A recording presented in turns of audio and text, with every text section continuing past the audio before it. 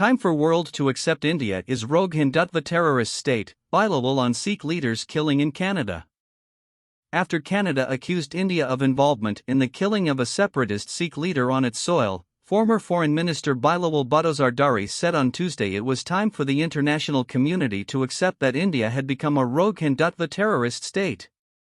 The separatist leader, 45-year-old Hardeep Singh Nijjar, was shot dead outside a Sikh temple on June 18 in Surrey, a Vancouver suburb with a large Sikh population.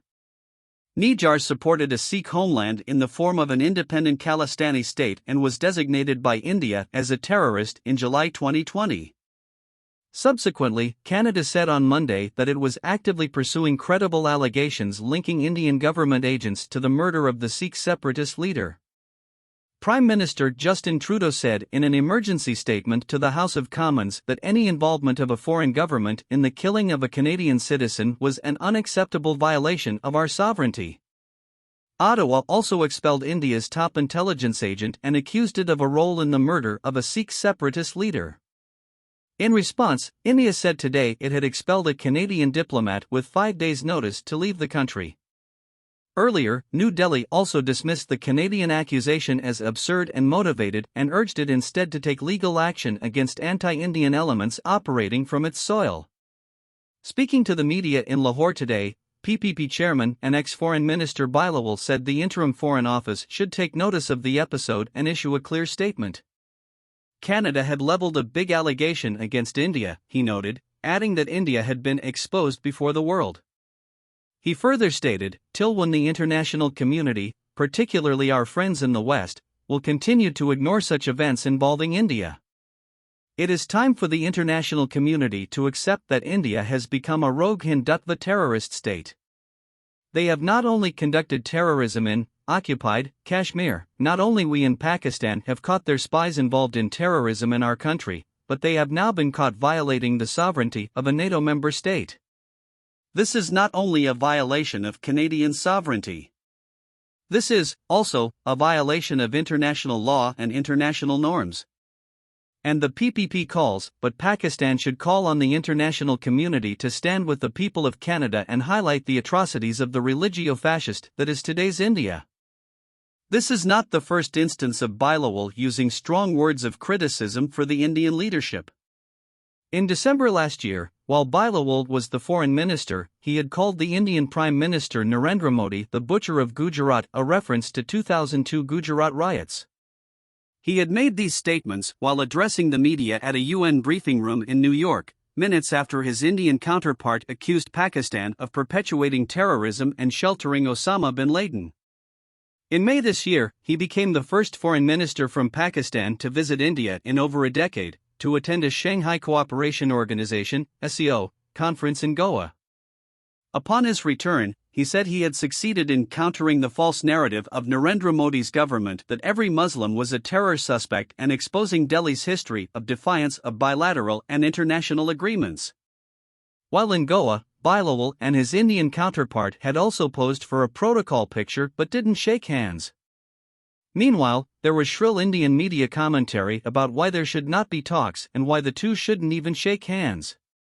The two foreign ministers also seemed to be engaged in a blame game during the SCO meeting, raising issues such as terrorism and Kashmir.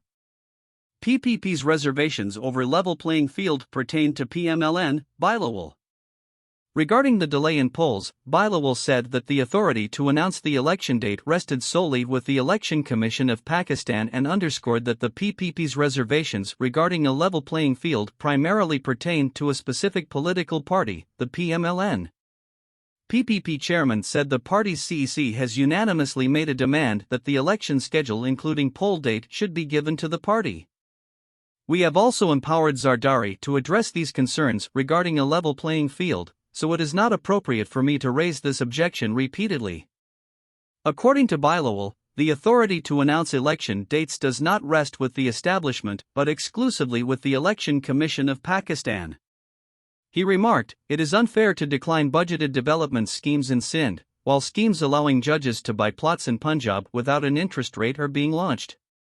He added, "The rule must be similar for all provinces." Regarding the anticipated return of former Prime Minister Nawaz Sharif, Bilawal expressed that the PPP had long advocated for the elder Sharif's comeback to the country and welcomed his decision in this regard. "We are also ready to present our cases before courts, and we hope Mian Nawaz Sharif will also do the same," he replied to the query. Pakistan People's Party (PPP) chairman Bilawal Bhutto Zardari said that India has become a rogue Hindutva terrorist state which is not only exporting terrorism in Kashmir and in Pakistan, but they have now violated the sovereignty of a NATO member state, Canada. Former Foreign Minister Bilawal said the killing of Canadian citizens was not only a violation of Canadian sovereignty but also a violation of international laws. He urged Pakistan to go to the international community and stand with the people of Canada and highlighted the atrocities of India. He questioned for how long international community, especially Western countries, will ignore India's bloopers. Bilawal Bhutto said the Foreign Office should speak openly about the killings in Canada. Bilawal said that the Supreme Court judicial reforms case is a very important case for the Parliament. He said PPPCC has authorized President Zardari regarding level playing objection and PPP demands from Muslim League Nawaz to give level playing in the upcoming elections. PPP chairman said inflation was a problem for the people of Pakistan and it has become difficult to bear the expenses of school fees and hospitals. Now people need a roadmap, and for that, an elected government is needed. Bilawal Bhutto said he welcomed Nawaz Sharif's return and that PMLN should do politics and face their cases like the PPP. Read also, who is Pavan Kumar Rai? India's diplomat kicked out of Canada. Canada expels top Indian diplomat over killing of Khalistan leader Hardeep Singh Nijjar. In an expected diplomatic move, Canada on Monday expelled New Delhi's head of the Research and Analysis Wing, RAW, India's foreign intelligence agency stationed in Ottawa, accusing India's involvement in the killing of a Khalistani leader Hardeep Singh Nijjar in June. The already strained relations between Ottawa and New Delhi took a dramatic new low. India caught violating NATO member state sovereignty, says Bilawal on Canada's allegations. India has become a rogue, Hindutva, and terrorist state, says former Pakistan Foreign Minister. Pakistan People's Party (PPP) chairman and former Foreign Minister Bilawal Bhutto Zardari has termed Canadian Prime Minister Justin Trudeau's statement on a Sikh leader's assassination a huge allegation, saying India has been caught violating the sovereignty of a NATO member state. "This is a huge allegation. India has been exposed before the world. And for how long international and our friends in West would continue ignoring such acts of India," the PPP chief said while speaking to the media in Lahore on Wednesday. India has become a rogue, Hindutva, and terrorist state, says former Pakistan Foreign Minister. iWeb Desk September 19, 2023. PPP chairman Bilawal Bhutto Zardari is addressing the media in Lahore in this still taken from a video on September 19, 2023. x/@MediaCellPPP. PPP chairman Bilawal Bhutto Zardari is addressing the media in Lahore in this still taken from a video on September 19, 2023. x/@MediaCellPPP. Pakistan People's Party (PPP) chairman and former Foreign Minister Bilawal Bhutto Zardari has termed Canadian Prime Minister Justin Trudeau's statement on a Sikh leader's assassination a huge allegation, saying India has been caught violating the sovereignty of a NATO member state. "This is a huge allegation. India has been exposed before the world. And for how long international and our friends in West would continue ignoring such acts of India," the PPP chief said while speaking to the media in Lahore on Wednesday. Canada said on Monday that it was actively pursuing credible allegations linking Indian government agents to the murder of Hardeep Singh Nijjar's assassination in Vancouver around 3 months ago. In a shocking statement before the Parliament on Monday evening, PM Trudeau said Canada's national security agencies are investigating credible allegations that the agents of the Government of India were involved in the killing of the prominent Canadian Sikh leader. Over the past number of weeks, Canadian security agencies have been actively pursuing credible allegations of a potential link between agents of the Government of India and the killing of a Canadian citizen Hardeep Singh Nijjar, Trudeau said, addressing the House of Commons about an extremely serious matter, after informing the opposition party leaders. Commenting on Trudeau's revelations today, Bilawal called upon the international community to accept that India has become a rogue, Hindutva, and terrorist state that not only conducted terrorism in Kashmir, but, we in Pakistan caught their spies involved in terrorism. He said this time the Indian government had been found caught violating the sovereignty of a NATO member state. This is not only a violation of Canadian sovereignty but this a violation of international law and norms, he added. He also urged Pakistan to call the international community to stand with the people of Canada and highlight the atrocities of the religio-fascist state. US, UK, Australia concerned. Earlier, White House National Security Council spokesperson Adrienne Watson expressed deep concerns about the allegations raised by Canada. We remain in regular contact with our Canadian partners. It is critical that Canada's investigation proceed and the perpetrators be brought to justice. In a statement, a UK government spokesperson said they are in close touch with Canadian authorities about these serious allegations. It would be inappropriate to comment further during the ongoing investigation by the Canadian authorities. Moreover, Australia has also expressed deep concern about the developments. Australia is deeply concerned by these allegations and notes ongoing investigations into this matter, a spokesperson for Foreign Minister Penny Wong said. We are closely engaged with partners on developments. We have conveyed our concerns at senior levels to India. Following Canada's startling revelations regarding the assassination of Sikh leader Hardeep Singh Nijjar, Bilawal Bhutto Zardari, chairman of the Pakistan People's Party (PPP), and former foreign minister, has accused India of becoming a rogue and terrorist state. He emphasized that India has been exposed for violating the sovereignty of a NATO member state and urged the international community to take notice of India's involvement in terrorist acts. Bilawal Bhutto Zardari made these comments during a media briefing in Lahore, stressing the gravity of the allegations against India. He questioned how long the international community and Western allies would continue to overlook such actions by India. Canada recently announced that it is actively investigating credible allegations linking Indian government agents to the murder of Hardeep Singh Nijjar, a prominent Canadian Sikh leader, in Vancouver approximately 3 months ago. Canadian Prime Minister Justin Trudeau disclosed this information to the Parliament, describing it as an extremely serious matter. Bilawal Bhutto Zardari called on the international community to recognize India as a rogue, Hindutva, and terrorist state involved not only in Kashmir but also in terrorism activities in Pakistan. He emphasized that India's violation of Canadian sovereignty constitutes a breach of international law and norms. He also urged Pakistan to rally international support for Canada and shed light on the actions of the religio-fascist state. Islamabad. Pakistan People's Party co-chairperson Bilawal Bhutto Zardari took a jab at the Pakistan Muslim League Nawaz, PMLN, on Tuesday and said he hopes former Premier Nawaz Sharif will face the courts on his return. The complaint of a level playing field was directed at the PMLN, said Bilawal addressing a press conference in Lahore. Our demand for a level playing field is from the PMLN. Ideally, the parties allied under the Pakistan Democratic Movement, PDM, would have made the demand for elections and moved forward together. The PMLN arranged so that there isn't a level playing field, so the complaint is also from them. If the complaint was from someone else, I would have named them, said Bilawal. He further said that the right to announce elections is neither with me nor with the establishment, but it is with the Election Commission of Pakistan, ECP. The election date should be immediately announced. Read PPP, PMLN split on election timing. He claimed that funds were not being released for development schemes in Sindh, but the same was being carried out in other provinces. Commenting on the killing of a Sikh separatist leader in Canada, Bilawal, who served as the foreign minister during the coalition government's tenure, said that it was time for the international community to accept that India had become a rogue Hindutva terrorist state.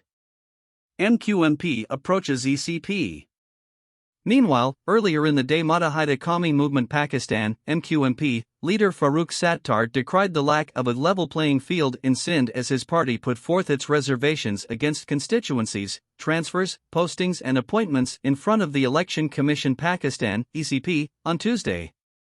Sattar led a 5-member delegation to meet the Chief Election Commissioner. The MQMP leader, while informing the Commission of the party's stance on elections, raised matters related to constituencies in the provincial capital. "We have serious reservations about the constituencies of 2018. They were tailor-made to support a certain party only," he said. To which, the ECP assured that they would address all concerns. Talking to the media, Sattar reiterated that the constituencies were drawn to benefit a particular party. "We, MQMP, were harmed in Succor and Mirpur cause," Sattar claimed. "We've asked the Election Commission to take action against the excesses that happened in 2018. Sattar added that the party spokesmen have also informed the Commission about their reservations against frequent transfers and appointments. Read more. MQM wants polls after new delimitation. The MQM leader stated that the ECP needs to establish a level playing field in Sindh prior to the general elections. Caretaker CM Sindh has given us assurance that our matters will be resolved. The results will be known later. Earlier this week, in what appeared to be an effort to strengthen their position in the upcoming general elections, MQM and the Jamiat Ulama Islam Fazl, JUIF, agreed to work together to achieve their common goal of countering the Pakistan People's Party, PPP, in Sindh. At a joint media talk in Karachi, Sattar and JUIF Sindh Secretary General Rashid Mahmood Sunro expressed reservations on the transfers and postings of officials in the province by the caretaker Sindh government. Dr. Sattar said that the time had come to rid Sindh of the political feudals, who were controlling the province's administrative affairs for the past 15 years.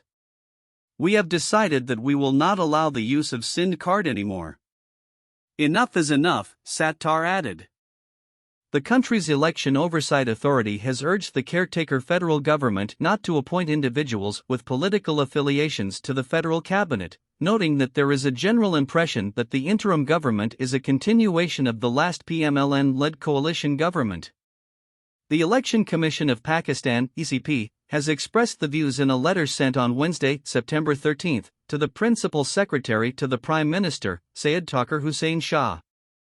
Referring to Article 218(3) of the Constitution, the ECP said it is mandated to organize and conduct elections and make necessary arrangements to ensure that the elections are held honestly, justly, fairly, in accordance with the law, and without being tainted by corrupt practices.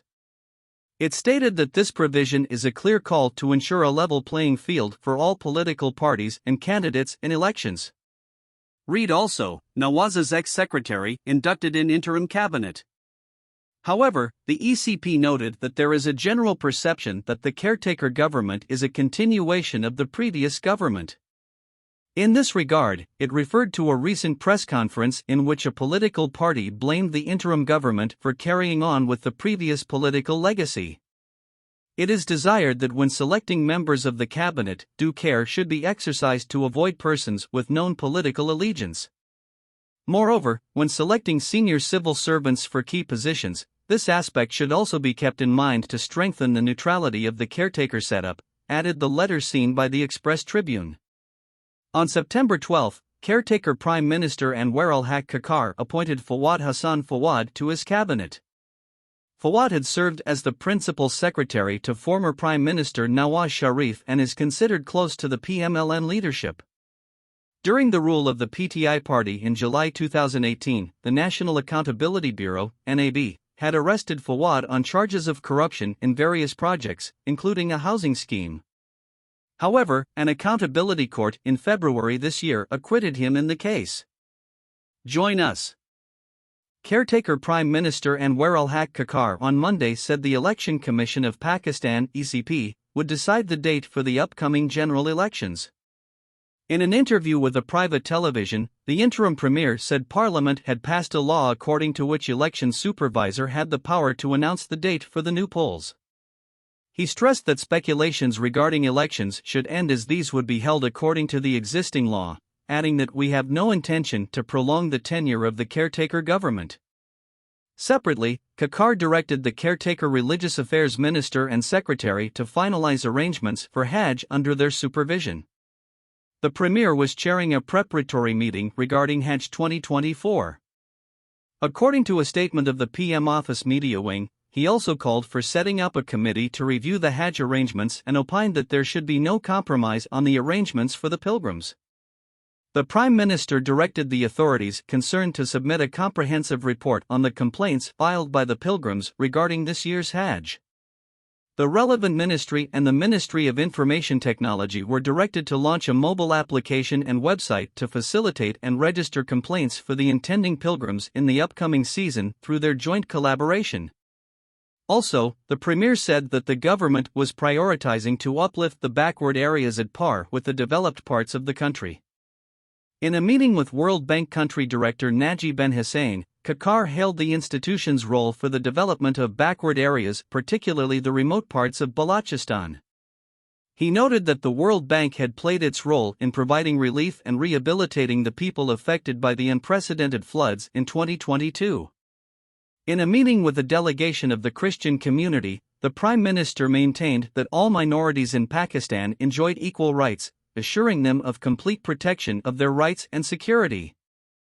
Caretaker Federal Minister for Information and Broadcasting Murtaza Salangi, while responding to reports about the timing of upcoming general elections, clarified that the announcement of poll date falls within the purview of the Election Commission of Pakistan, ECP.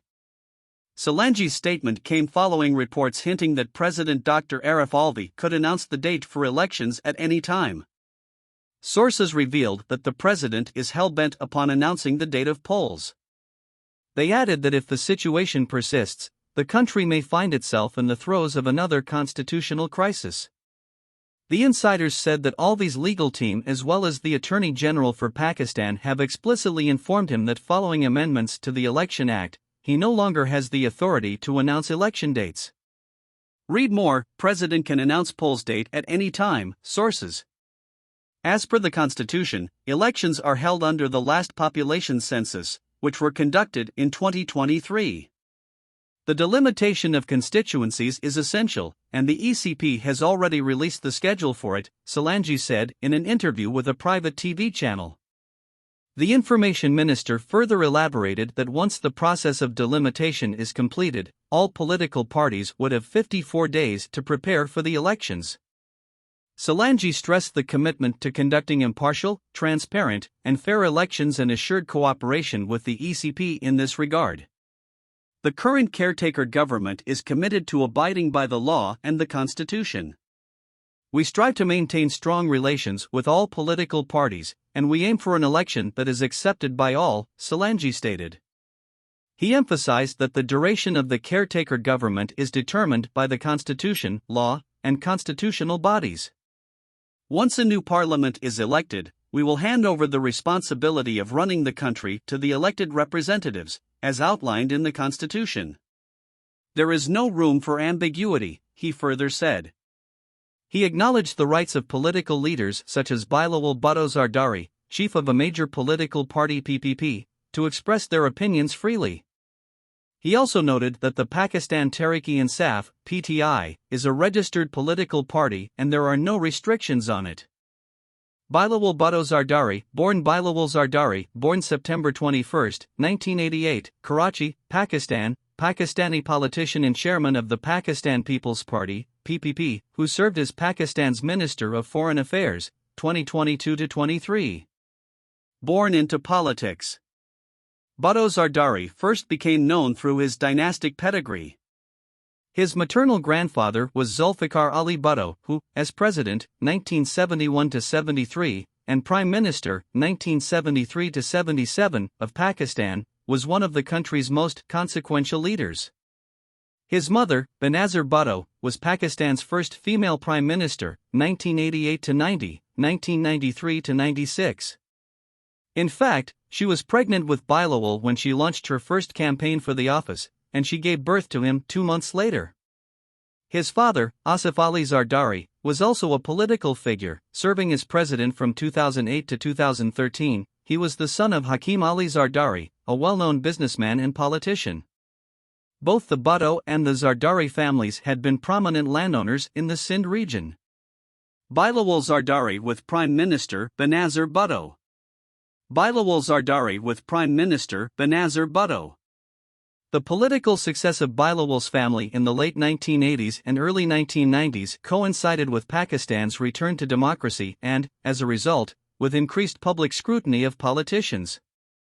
Thus, his family's success invited ridicule and controversy as the reins of government shifted bitterly back and forth between Benazir Bhutto, whose support base was concentrated in Sindh province, and Nawaz Sharif, whose support base lay in Punjab province. Having been accused of corruption, money laundering, and even murder, Asif Ali Zardari was imprisoned in 1997. Bhutto decided to flee Pakistan in 1999, taking Bilawal and his sisters, Bakhtawar and Asifa, to live in exile in London and Dubai. Zardari joined them when he was released from prison in 2004. Leadership of the Pakistan People's Party, PPP. While the family was in exile, Bilawal Zardari began studying at Christ Church, Oxford, in 2007. Pakistan was gearing up for parliamentary elections at that time, and Bhutto decided to contest them. She returned to Pakistan in October and began campaigning. But on December 27, weeks before the election was set to be held, she was killed in a suicide attack on her motorcade.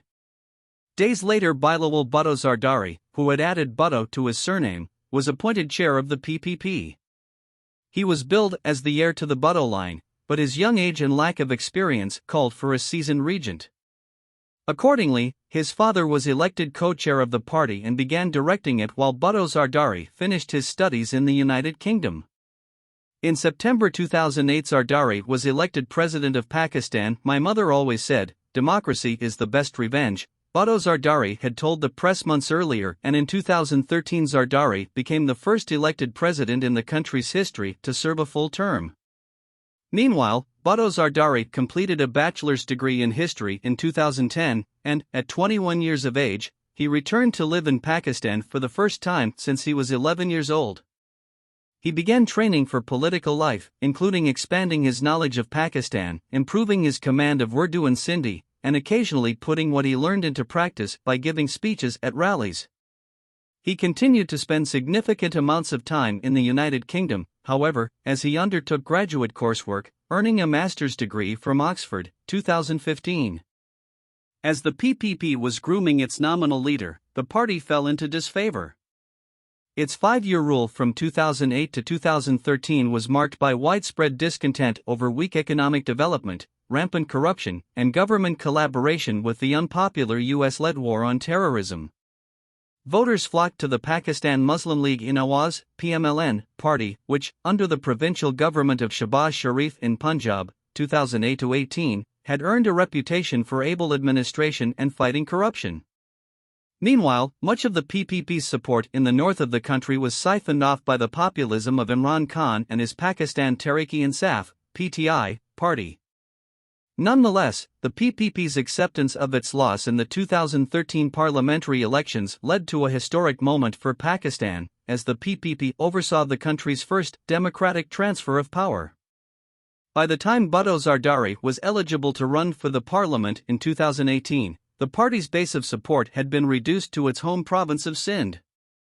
Bhutto Zardari won a seat in the National Assembly, but his party came in a distant third place in overall number of seats. For much of the term, the PPP worked alongside the PMLN, its traditional rival, and Shahbaz Sharif, the latter party's new leader, to oppose the political agenda of Khan, whose PTI had emerged victorious in the elections. Although Bhutto Zardari took on a greater role in the PPP's leadership by entering the parliament, his father continued to function as the party's de facto head. The cooperation of the PPP with the PMLN ultimately allowed Bhutto Zardari to heighten his profile. Aided by a falling out between Khan and the military establishment, the opposition managed to remove Khan from power in 2022 and make Shahbaz Sharif prime minister for the remainder of the parliamentary term. Sharif in turn appointed Bhutto Zardari as the country's foreign minister. As the political fortunes of the PTI began to reverse, hopes emerged for the PPP to enjoy a resurgence in the national elections set for late 2023, which promised to open new opportunities for Bhutto Zardari. Asif Ali Zardari, born July 26, 1955, Karachi, Pakistan, politician who served as President of Pakistan, 2008-13, and de facto leader of the Pakistan People's Party, PPP, following the assassination of his wife, former Prime Minister Benazir Bhutto, on December 27, 2007. Early life and marriage. Zardari, the son of Hakim Ali Zardari, a Sindhi landlord, businessman, and politician, was educated at St. Patrick's School in Karachi and later studied business in London. He gained a reputation as a playboy and gadfly for his easygoing lifestyle. An avid polo player and an intense competitor, Zardari demonstrated little interest in the political scene. His betrothal to Bhutto, who was the daughter of former President, 1971-73, and Prime Minister, 1973-77, Zulfikar Ali Bhutto, and whom he had first met 5 days prior to the public announcement of their engagement, surprised many observers. On December 18, 1987, the two were married in an arranged and relatively simple ceremony, and they went on to have 3 children, a son, Bilawal, and 2 daughters, Bakhtwar and Asifa. Entrance into political life. The couple had been married less than a year when President Mohammad Zia-ul-Haq was killed, ending more than a decade of military rule. Bhutto's subsequent success at the polls ushered her into office as Prime Minister. In 1990 her tenure was cut short by corruption-related scandal, however, and both Zardari and his wife were the focus of attacks from opposition politicians as well as disgruntled members of the PPP, Bhutto's own party. Arrested on kidnapping and extortion charges, Zardari was imprisoned in 1990, and, following his release in 1993, corruption allegations against him multiplied. Some labeled him Mr. 10%, alleging he took kickbacks on large government contracts during Bhutto's tenure in office. Zardari served as a member of the National Assembly from 1990 to 1993, during which time he was periodically released from prison to attend sessions, and from 1993 to 1996. After Bhutto's return to power in 1993, he served as Minister of the Environment, 1993 to 96, and Federal Minister for Investment, 1995 to 96, in her government. Zardari aggressively sought control of the PPP, but he was the subject of ever-increasing criticism from opponents within and outside the party. In addition, Zardari was deeply involved in a Bhutto family feud led by Bhutto's brother, Murtaza, and mother, Nusrat. The conflict between Zardari and Murtaza over leadership of the Bhutto clan ruptured the PPP and destabilized Bhutto's government. The Murtaza-Zardari rivalry ended abruptly on September 20, 1996, when Murtaza was shot and killed by police. Zardari was implicated in Murtaza's death, and, following the second dissolution of Bhutto's government in November 1996, he was arrested on charges that included corruption, money laundering, and murder. Although never convicted, Zardari was imprisoned from 1997 to 2004. He was elected to the Senate from his jail cell during this time. The toll exacted on Zardari's health by his imprisonment was considerable. Following his release, Zardari sought medical treatment in the United States for psychological distress. He returned to Pakistan with Bhutto's resumption of political activity in 2007 and was given amnesty for his alleged offenses. Following Bhutto's death in December 2007, Zardari took on the reins of the PPP and made his college-aged son, Bilawal Bhutto Zardari, the nominal chairman. Presidency. In the parliamentary elections of February 2008, the PPP captured 1/3 of the available seats, while the party of former Prime Minister Nawaz Sharif won 1/4 of the seats. In March, the two parties formed a coalition government. Although disagreements destabilized the administration in the months following its formation, in August 2008 Zardari and Sharif led the movement to impeach President Pervez Musharraf. To avoid further public embarrassment, Musharraf resigned his office. Sharif and Zardari were not reconciled, however, and their sustained feuding ultimately caused Sharif to withdraw his party from the coalition. Zardari easily won the September 2008 presidential elections. A friction between the two rivals intensified further in early 2009, when the Supreme Court voted to disqualify Sharif's brother Shahbaz Sharif from his position as Chief Minister of the Punjab and to uphold a ban prohibiting Sharif himself from holding political office. The ban stemmed from his 2000 hijacking conviction. Sharif alleged that the court's rulings were politically motivated and backed by Zardari. Meanwhile, the status of the Supreme Court judges dismissed under Musharraf, who had yet to be reinstated, one of the issues that had undermined the Sharif-Zardari coalition, remained another major source of contention. Faced with the prospect of a Sharif-led protest in the capital, in March 2009 the government agreed to reinstate Chief Justice Iftikhar Muhammad Chaudhry and a number of other Supreme Court judges who had not yet been returned to their posts. Shahbaz Sharif was also returned to his position shortly thereafter. The move was seen as a political victory for Sharif and a significant concession on the part of Zardari, who is thought to have opposed Chaudhry's return because of the possibility that the amnesty Zardari had enjoyed under Musharraf might be overturned. Indeed, in December 2009 the Pakistani Supreme Court ruled as unconstitutional the 2007 amnesty protecting politicians accused of corruption. Zardari was among the thousands of people affected by the ruling, which essentially reactivated cases against them. Zardari's term was marked by increased U.S. involvement in Pakistan. The United States had expanded its use of drone strikes in Pakistan to target Pashtun militants who were waging a guerrilla campaign against international forces and the Afghan government in the Afghanistan war. In 2011, the United States located and killed Osama bin Laden in Abbottabad, not far from Pakistan's premier military academy, striking a blow to Pakistan's image internationally for its failure to capture the al-Qaeda leader. Zardari also faced daunting domestic issues.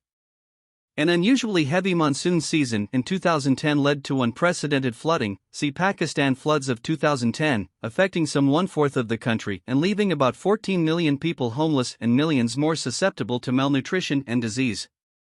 Zardari was heavily criticized for the government's poor response, particularly when he embarked on a scheduled tour of Europe instead of attending to the relief efforts.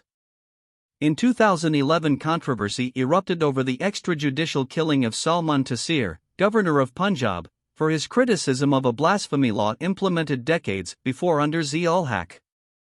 Low approval ratings led to the PPP losing legislative elections in 2013, and Zardari declined to run for a second term as president as a result. Still, he became the first president in Pakistan's history to serve a full term. Political life after the presidency. Zardari continued to play a key role in the PPP in the years after his presidency.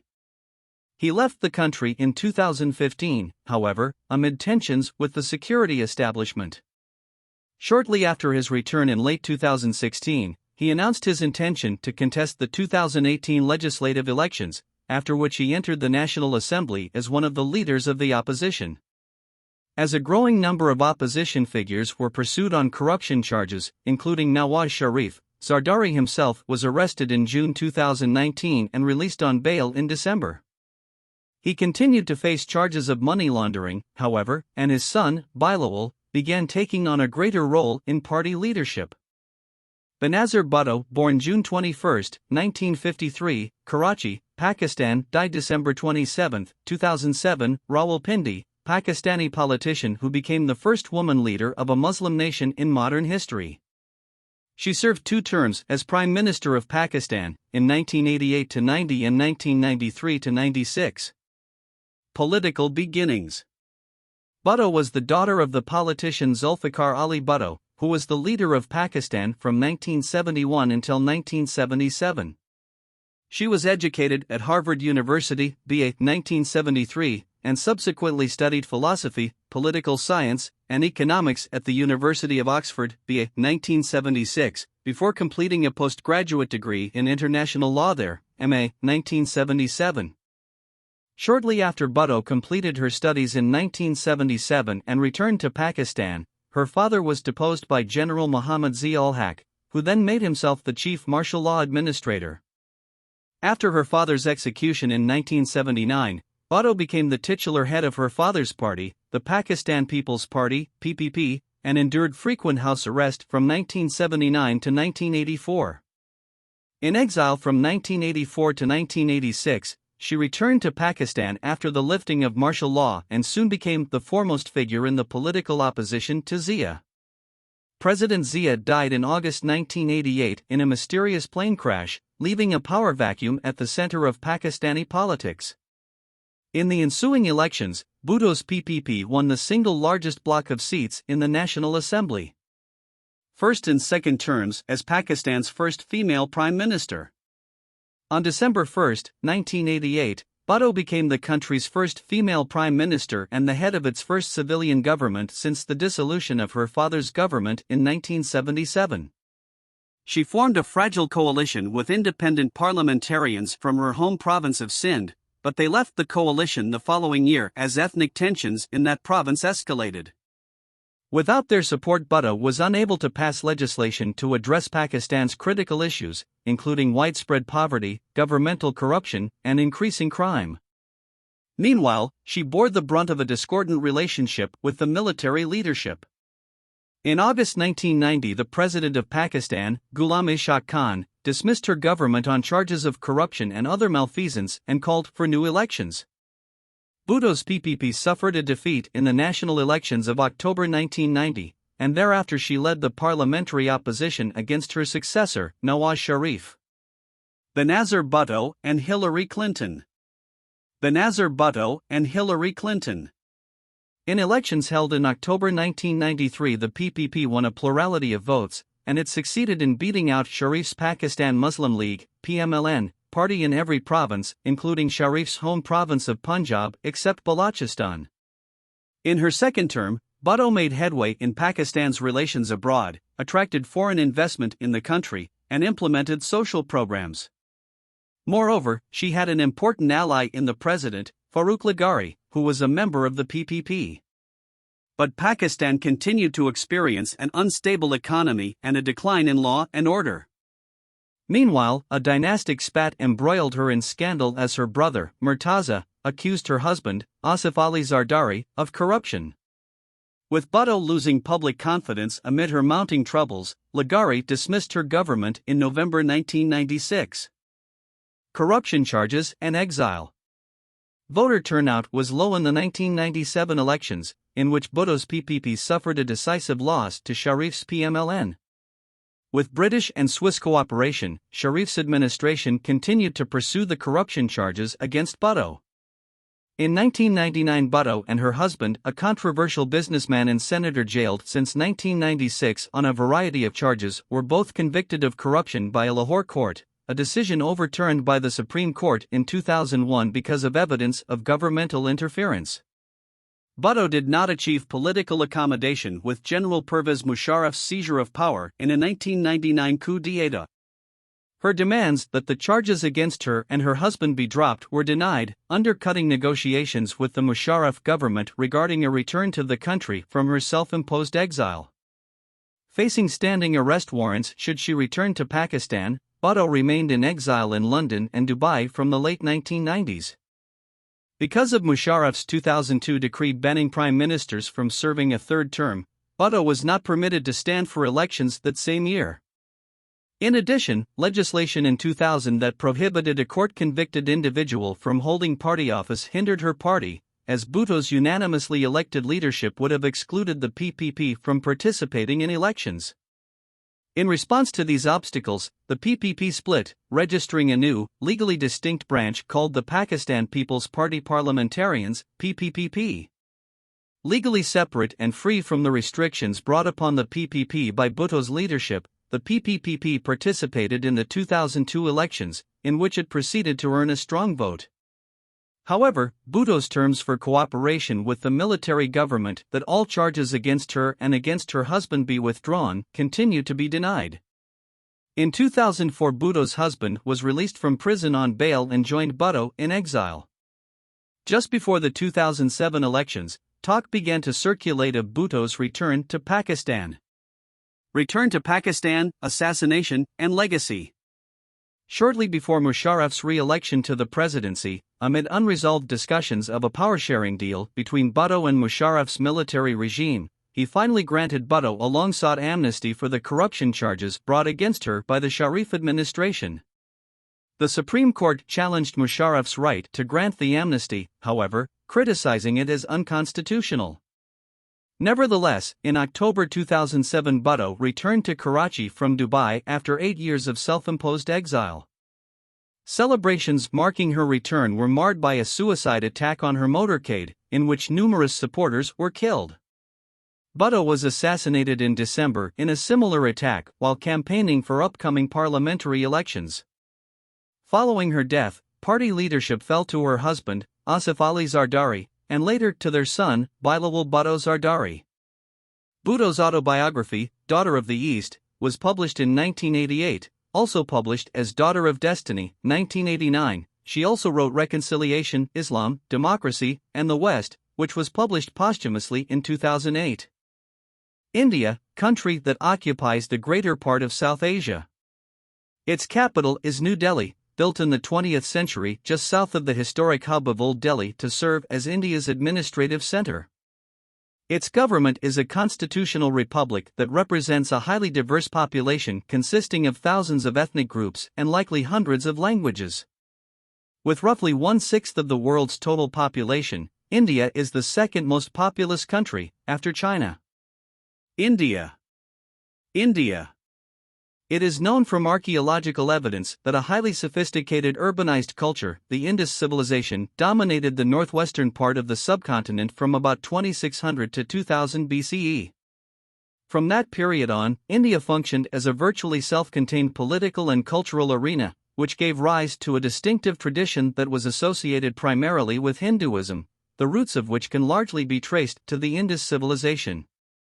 Other religions, notably Buddhism and Jainism, originated in India, though their presence there is now quite small, and throughout the centuries residents of the subcontinent developed a rich intellectual life in such fields as mathematics, astronomy, architecture, literature, music, and the fine arts. Taj Mahal. Jaisalmer, Rajasthan, India, Fort. Jaisalmer, Rajasthan, India, Fort. Throughout its history, India was intermittently disturbed by incursions from beyond its northern mountain wall. Especially important was the coming of Islam, brought from the northwest by Arab, Turkish, Persian, and other raiders beginning early in the 8th century CE. Eventually, some of those raiders stayed. By the 13th century, much of the subcontinent was under Muslim rule, and the number of Muslims steadily increased. Only after the arrival of the Portuguese navigator Vasco da Gama in 1498 and the subsequent establishment of European maritime supremacy in the region did India become exposed to major external influences arriving by sea, a process that culminated in the decline of the ruling Muslim elite and absorption of the subcontinent within the British Empire. Direct administration by the British, which began in 1858, effected a political and economic unification of the subcontinent. When British rule came to an end on August 14 to 15, 1947, celebrated annually as Independence Day, the subcontinent was partitioned along religious lines into two separate countries: India, with a majority of Hindus, and Pakistan, with a majority of Muslims. The eastern portion of Pakistan later split off to form Bangladesh. Many British institutions stayed in place, such as the parliamentary system of government. English continued to be a widely used lingua franca, and India remained within the Commonwealth. Hindi became the official language, and a number of other local languages achieved official status, while a vibrant English language intelligentsia thrived. India remains one of the most ethnically diverse countries in the world. Apart from its many religions and sects, India is home to innumerable castes and tribes, as well as to more than a dozen major and hundreds of minor linguistic groups from several language families unrelated to one another. Religious minorities, including Muslims, Christians, Sikhs, Buddhists, and Jains, still account for a significant proportion of the population. Collectively, their numbers exceed the populations of all countries except China. Earnest attempts have been made to instill a spirit of nationhood in so varied a population, but tensions between neighboring groups have remained and at times have resulted in outbreaks of violence. Yet social legislation has done much to alleviate the disabilities previously suffered by formerly untouchable castes, tribal populations, women, and other traditionally disadvantaged segments of society. At independence, India was blessed with several leaders of world stature, most notably Mohandas, Mahatma Gandhi and Jawaharlal Nehru, who were able to galvanize the masses at home and bring prestige to India abroad. The country has played an increasing role in global affairs. Mumbai, India, Gateway to India Monument. Mumbai, India, Gateway to India Monument. Contemporary India's increasing physical prosperity and cultural dynamism, despite continued domestic challenges and economic inequality, are seen in its well-developed infrastructure and a highly diversified industrial base, in its pool of scientific and engineering personnel, one of the largest in the world, in the pace of its agricultural expansion, and in its rich and vibrant cultural exports of music, literature, and cinema. Though the country's population remains largely rural, India has three of the most populous and cosmopolitan cities in the world: Mumbai, Bombay, Kolkata, Calcutta, and Delhi. Three other Indian cities, Bengaluru, Bangalore, Chennai, Madras, and Hyderabad, are among the world's fastest-growing high-technology centers, and most of the world's major information technology and software companies now have offices in India. Get a Britannica P. Land. Himachal Pradesh, India, Kullu Valley. Himachal Pradesh, India, Kullu Valley. India's frontier, which is roughly one-third coastline, abuts 6 countries. It is bounded to the northwest by Pakistan, to the north by Nepal, China, and Bhutan, and to the east by Myanmar, Burma. Bangladesh to the east is surrounded by India to the north, east, and west. The island country of Sri Lanka is situated some 40 miles (65 kilometers) off the southeast coast of India across the Pak Strait and Gulf of Mannar. Himalayas. Himalayas. The land of India, together with Bangladesh and most of Pakistan, forms a well-defined subcontinent, set off from the rest of Asia by the imposing northern mountain rampart of the Himalayas and by adjoining mountain ranges to the west and east. In area, India ranks as the 7th largest country in the world. Much of India's territory lies within a large peninsula, surrounded by the Arabian Sea to the west and the Bay of Bengal to the east. Cape Comorin, the southernmost point of the Indian mainland, marks the dividing line between those two bodies of water. India has 2 union territories composed entirely of islands, Lakshadweep in the Arabian Sea, and the Andaman and Nicobar Islands, which lie between the Bay of Bengal and the Andaman Sea. Relief. Physical features of India. Physical features of India.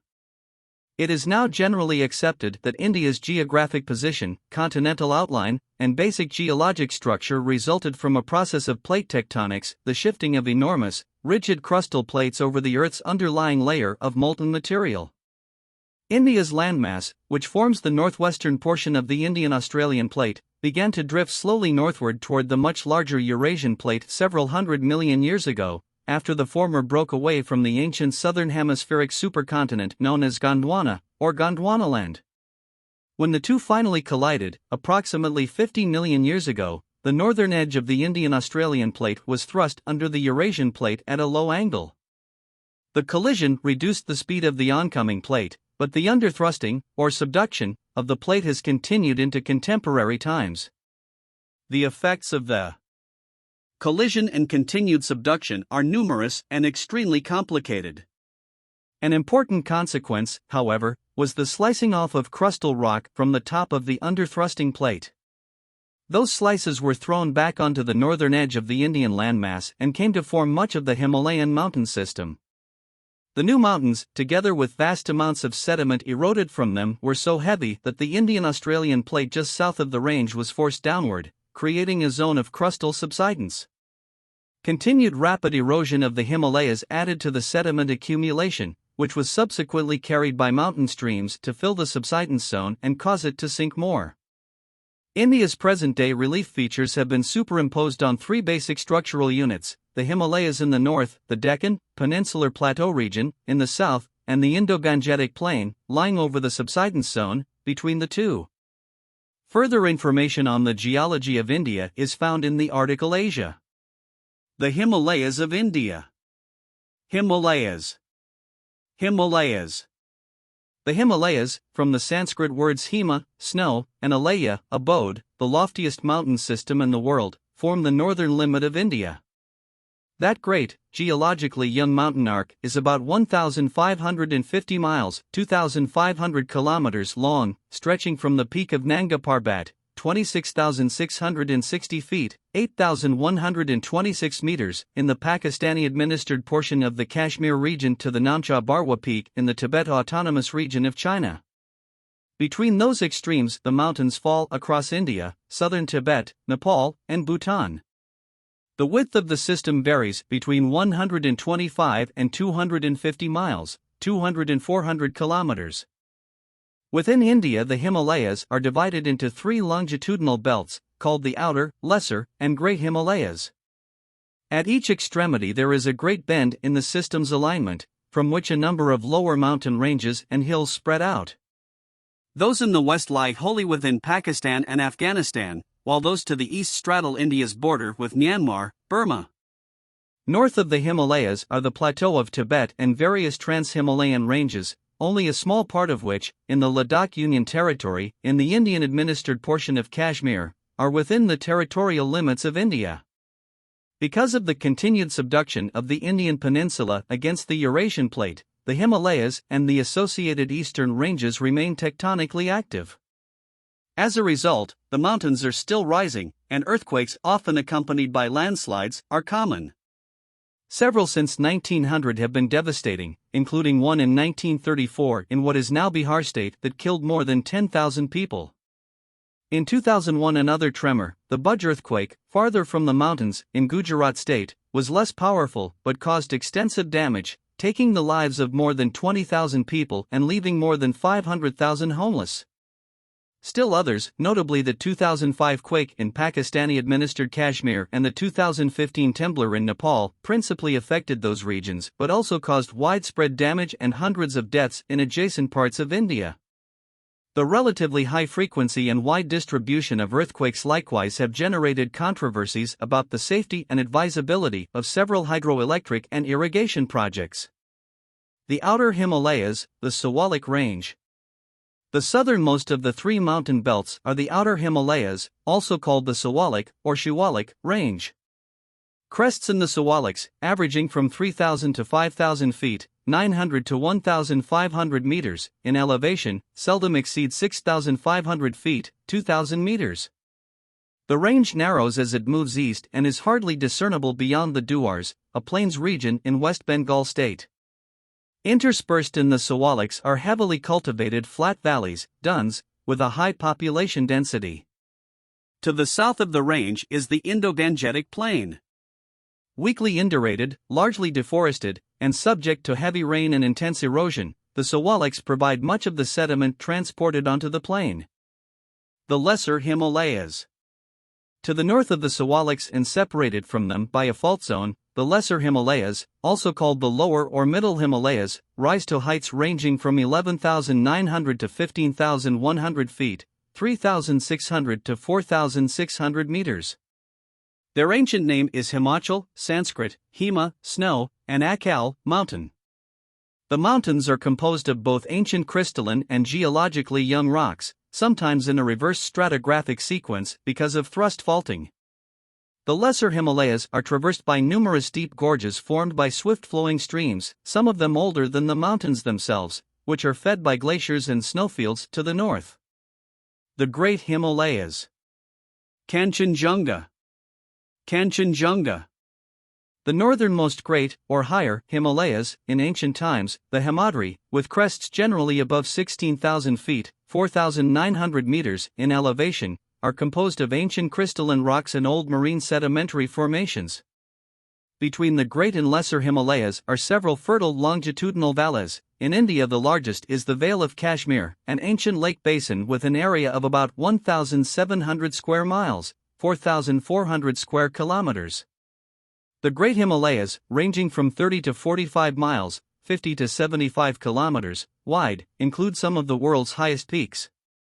The highest in the range, Mount Everest, at 29,035 feet, 8,850 meters, see researchers note, height of Mount Everest, is on the China-Nepal border, but India also has many lofty peaks. Notable among those is Kanchenjunga, 28,169 feet, 8,586 meters, on the border of Nepal and the state of Sikkim, which is the world's third tallest peak and India's highest point. Other high mountains in India include Nanda Devi, 25,646 feet, 7,817 meters, Kumait, 25,446 feet, 7,755 meters, and Trisal, 23,359 feet, 7,120, in Uttarakhand. The Great Himalayas lie mostly above the line of perpetual snow and thus contain most of the Himalayan glaciers. Associated ranges and hills. India, Ladakh Mountain Range. India, Ladakh Mountain Range. In general, the various regional ranges and hills run parallel to the Himalayas' main axis. Those are especially prominent in the northwest, where the Zaskar Range and the Ladakh and Karakoram Ranges, all in India-administered Kashmir, run to the northeast of the Great Himalayas. Also in the Kashmir region is the Pir Panjal Range, which, extending along the southwest of the Great Himalayas, forms the western and southern flanks of the Vale of Kashmir. Imphal, Manipur, India, canal near Logtak Lake. Imphal, Manipur, India, canal near Logtak Lake. Shillong, Meghalaya, India, southern hillsides. Shillong, Meghalaya, India, southern hillsides. At its eastern extremity, the Himalayas give way to a number of smaller ranges running northeast-southwest, including the heavily forested Patkai Range and the Naga and Mizo Hills, which extend along India's borders with Myanmar and the southeastern panhandle of Bangladesh. Within the Naga Hills, the reedy Logtak Lake, in the Manipur River Valley, is an important feature. Branching off from those hills to the northwest are the Maikir Hills, and to the west are the Jainsha, Khasi, and Garo Hills, which run just north of India's border with Bangladesh. Collectively, the latter group is also designated as the Shillong, Meghalaya, Plateau. The Indo-Gangetic Plain. The second great structural component of India, the Indo-Gangetic Plain, also called the North Indian Plain, lies between the Himalayas and the Deccan. The plain occupies the Himalayan foredeep, formerly a seabed but now filled with river-borne alluvium to depths of up to 6,000 feet, 1,800 meters. The plain stretches from the Pakistani provinces of Sindh and Punjab in the west, where it is watered by the Indus River and its tributaries, eastward to the Brahmaputra River Valley in Assam state. The Ganges-Ganga River Basin in India, mainly in Uttar Pradesh and Bihar states, forms the central and principal part of the plain. The eastern portion is made up of the combined delta of the Ganges and Brahmaputra rivers, which, though mainly in Bangladesh, also occupies a part of the adjacent Indian state of West Bengal. That deltaic area is characterized by annual flooding attributed to intense monsoon rainfall, an exceedingly gentle gradient, and an enormous discharge that the alluvium-choked rivers cannot contain within their channels. The Indus River Basin, extending west from Delhi, forms the western part of the plain. The Indian portion is mainly in the states of Haryana and Punjab. The overall gradient of the plain is virtually imperceptible, averaging only about 6 inches per mile, 95 millimeters per kilometer, in the Ganges Basin and slightly more along the Indus and Brahmaputra. Even so, to those who till its soils, there is an important distinction between Bungar, the slightly elevated, terraced land of older alluvium, and Kadar, the more fertile fresh alluvium on the low-lying floodplain. In general, the ratio of Bungar areas to those of Kadar increases upstream along all major rivers. An exception to the largely monotonous relief is encountered in the southwestern portion of the plain, where there are gullied badlands centering on the Chumbel River. That area has long been famous for harboring violent gangs of criminals called dacoits, who find shelter in its many hidden ravines. Pushkar, Rajasthan, India, Hindu pilgrims. Pushkar, Rajasthan, India, Hindu pilgrims. The Great Indian, or Thar, Desert forms an important southern extension of the Indo-Gangetic Plain. It is mostly in northwestern India but also extends into eastern Pakistan and is mainly an area of gently undulating terrain, and within it are several areas dominated by shifting sand dunes and numerous isolated hills. The latter provide visible evidence of the fact that the thin surface deposits of the region, partially alluvial and partially windborne, are underlain by the much older Indian-Australian plate, of which the hills are structurally a part. The Deccan of India. Kerala, India, tea plantation. Kerala, India, tea plantation. The remainder of India is designated, not altogether accurately, as either the Deccan Plateau or Peninsular India. It is actually a topographically variegated region that extends well beyond the peninsula, that portion of the country lying between the Arabian Sea and the Bay of Bengal, and includes a substantial area to the north of the Vindhya Range, which has popularly been regarded as the divide between Hindustan, northern India, and the Deccan, from Sanskrit Dakshina, south. Having once constituted a segment of the ancient continent of Gondwana, that land is the oldest and most geologically stable in India. The plateau is mainly between 1,000 and 2,500 feet, 300 to 750 meters, above sea level, and its general slope descends toward the east. A number of the hill ranges of the Deccan have been eroded and rejuvenated several times, and only their remaining summits testify to their geologic past. The main peninsular block is composed of gneiss, granite gneiss, schists, and granites, as well as of more geologically recent basaltic lava flows. The Western Ghats. Western Ghats, Tamil Nadu, India, Annamalai Hills. Western Ghats, Tamil Nadu, India, Annamalai Hills. The Western Ghats, also called the Sahyadri, are a north-south chain of mountains or hills that mark the western edge of the Deccan Plateau region. They rise abruptly from the coastal plain of the Arabian Sea as an escarpment of variable height, but their eastern slopes are much more gentle. The Western Ghats contain a series of residual plateaus and peaks separated by saddles and passes. The hill station, resort, of Mahabaleshwar, located on a laterite plateau, is one of the highest elevations in the northern half, rising to 4,700 feet, 1,430 meters. The chain attains greater heights in the south, where the mountains terminate in several uplifted blocks bordered by steep slopes on all sides. Those include the Nilgiri Hills, with their highest peak, Dota Beta, 8,652 feet, 2,637 meters, and the Annamalai, Palni, and Cardamom Hills, all three of which radiate from the highest peak in the Western Ghats, Annai Peak, Annaimudi, 8,842 feet, 2,695 meters.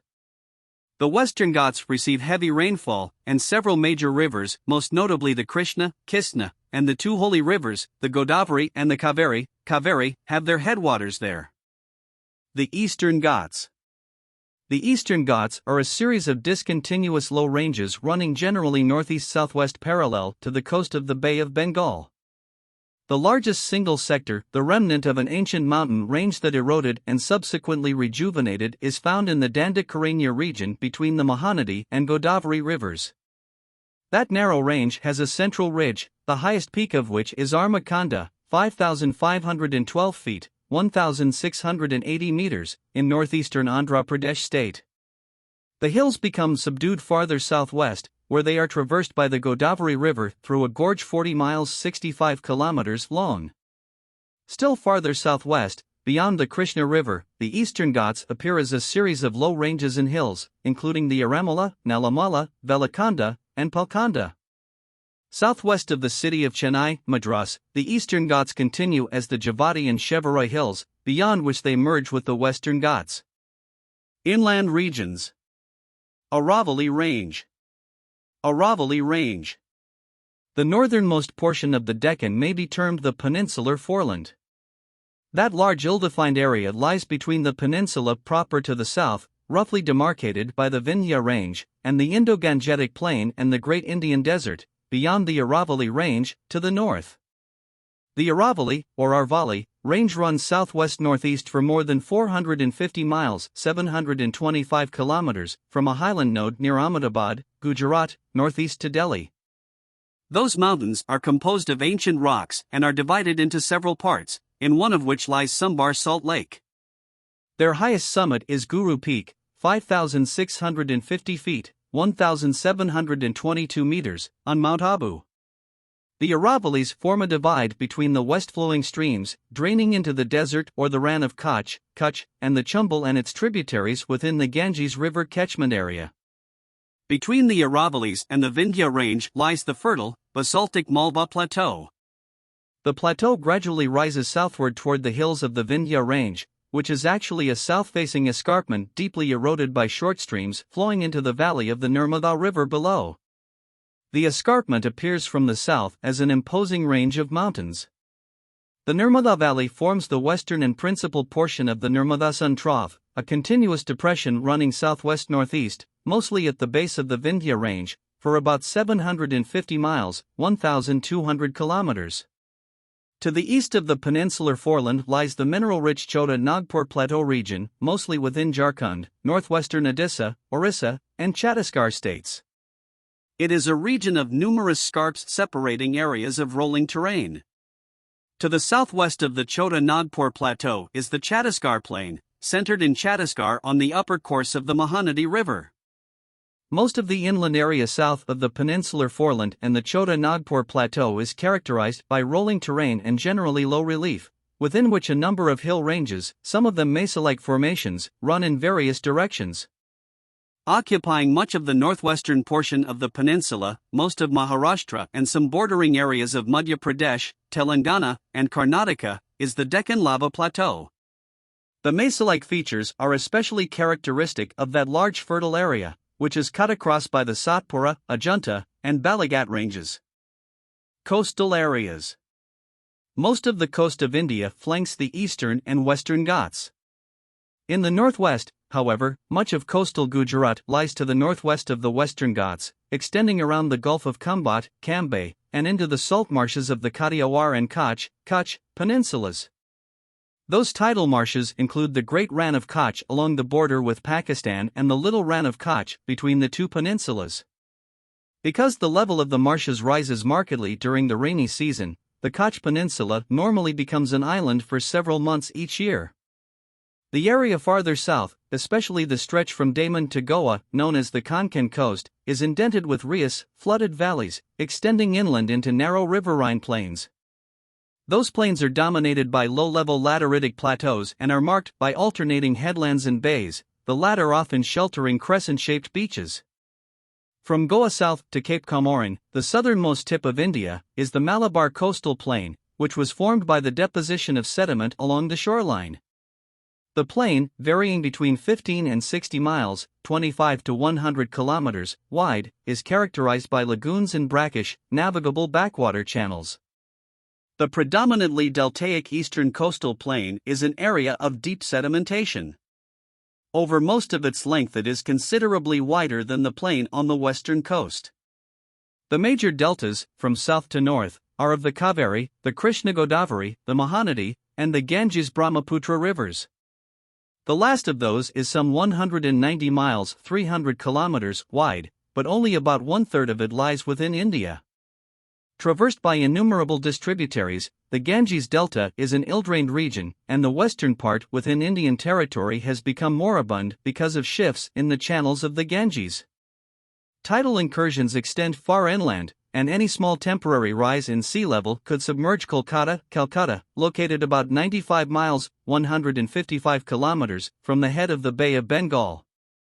The eastern coastal plain includes several lagoons, the largest of which, Pulicat and Chilika, lakes, have resulted from sediment being deposited along the shoreline. Islands. Havelock Island. Havelock Island. Several archipelagos in the Indian Ocean are politically a part of India. The Union Territory of Lakshadweep is a group of small coral atolls in the Arabian Sea to the west of the Malabar coast.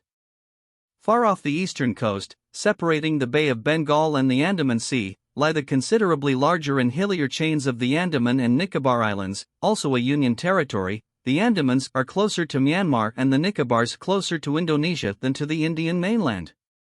Drainage. More than 70% of India's territory drains into the Bay of Bengal via the Ganges-Brahmaputra river system and a number of large and small peninsular rivers. Areas draining into the Arabian Sea, accounting for about 20% of the total, lie partially within the Indus drainage basin in northwestern India, and partially within a completely separate set of drainage basins well to the south, in Gujarat, western Madhya Pradesh, northern Maharashtra, and areas west of the western Ghats. Most of the remaining area, less than 10% of the total, lies in regions of interior drainage, notably in the Great Indian Desert of Rajasthan state. Another is in the Aksai Chin, a barren plateau in a portion of Kashmir administered by China but claimed by India. Finally, less than 1% of India's area, along the border with Myanmar, drains into the Andaman Sea via tributaries of the Irrawaddy River. Drainage into the Bay of Bengal. The Ganges-Brahmaputra River System. The Ganges and Brahmaputra rivers, together with their tributaries, drain about one-third of India. The Ganges, Ganga, considered sacred by the country's Hindu population, is 1,560 miles, 2,510 kilometers long. Although its deltaic portion lies mostly in Bangladesh, the course of the Ganges within India is longer than that of any of the country's other rivers. It has numerous headstreams that are fed by runoff and meltwater from Himalayan glaciers and mountain peaks. The main headwater, the Bhagirathi River, rises at an elevation of about 10,000 feet, 3,000 meters, at the foot of the Gangotri Glacier, considered sacred by Hindus. Varanasi, India, Manikarnika Ghat. Varanasi, India, Manikarnika Ghat. Mathura, Uttar Pradesh, India, Bathing Ghat.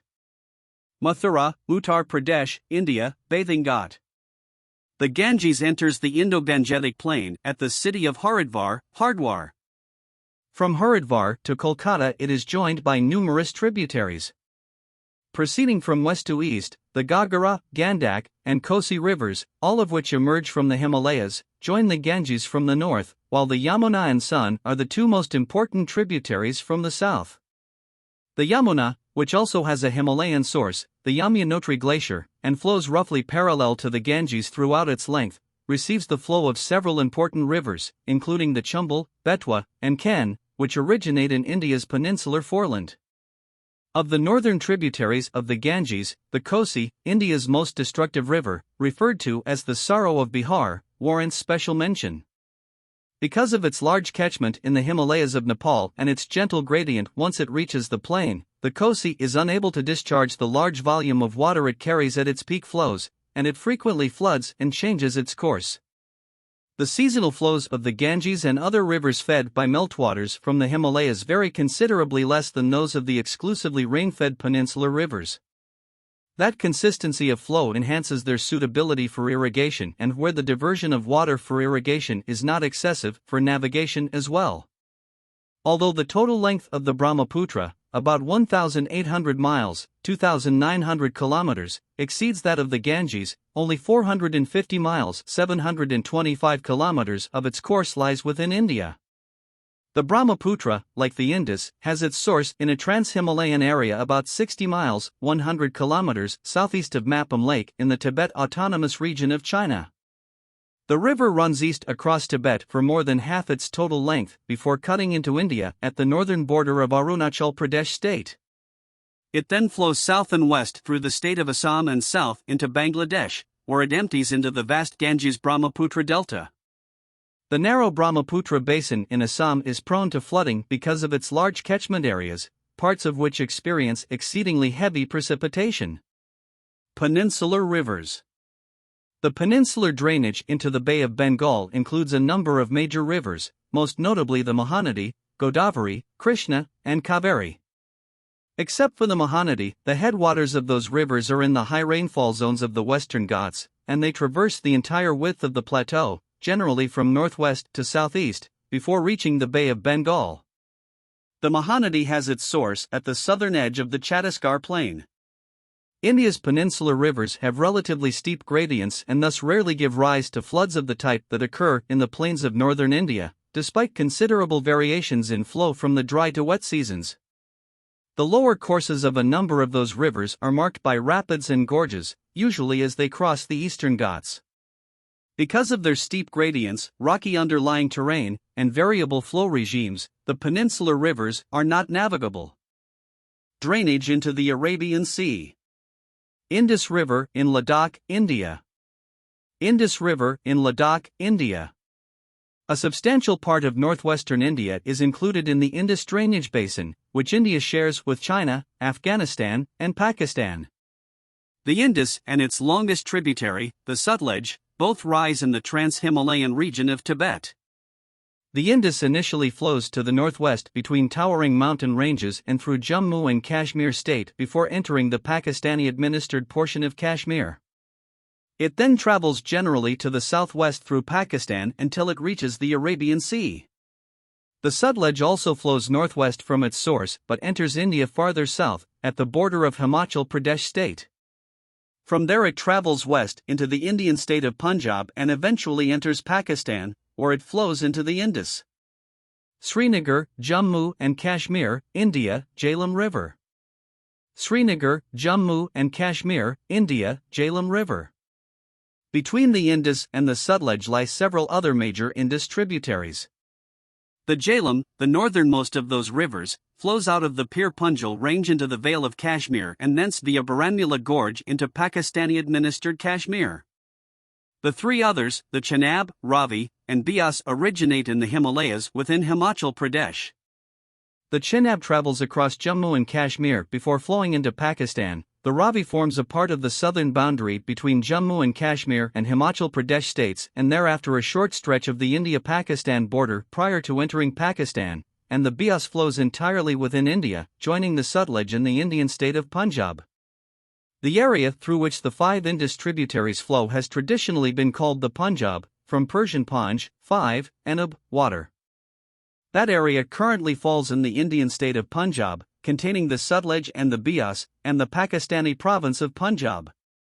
Despite low rainfall in the Punjab plains, the moderately high runoff from the Himalayas ensures a year-round flow in the Indus and its tributaries, which are extensively utilized for canal irrigation. Farther to the south, another notable river flowing into the Arabian Sea is the Luni of southern Rajasthan, which in most years has carried enough water to reach the Great Rann of Kutch in western Gujarat.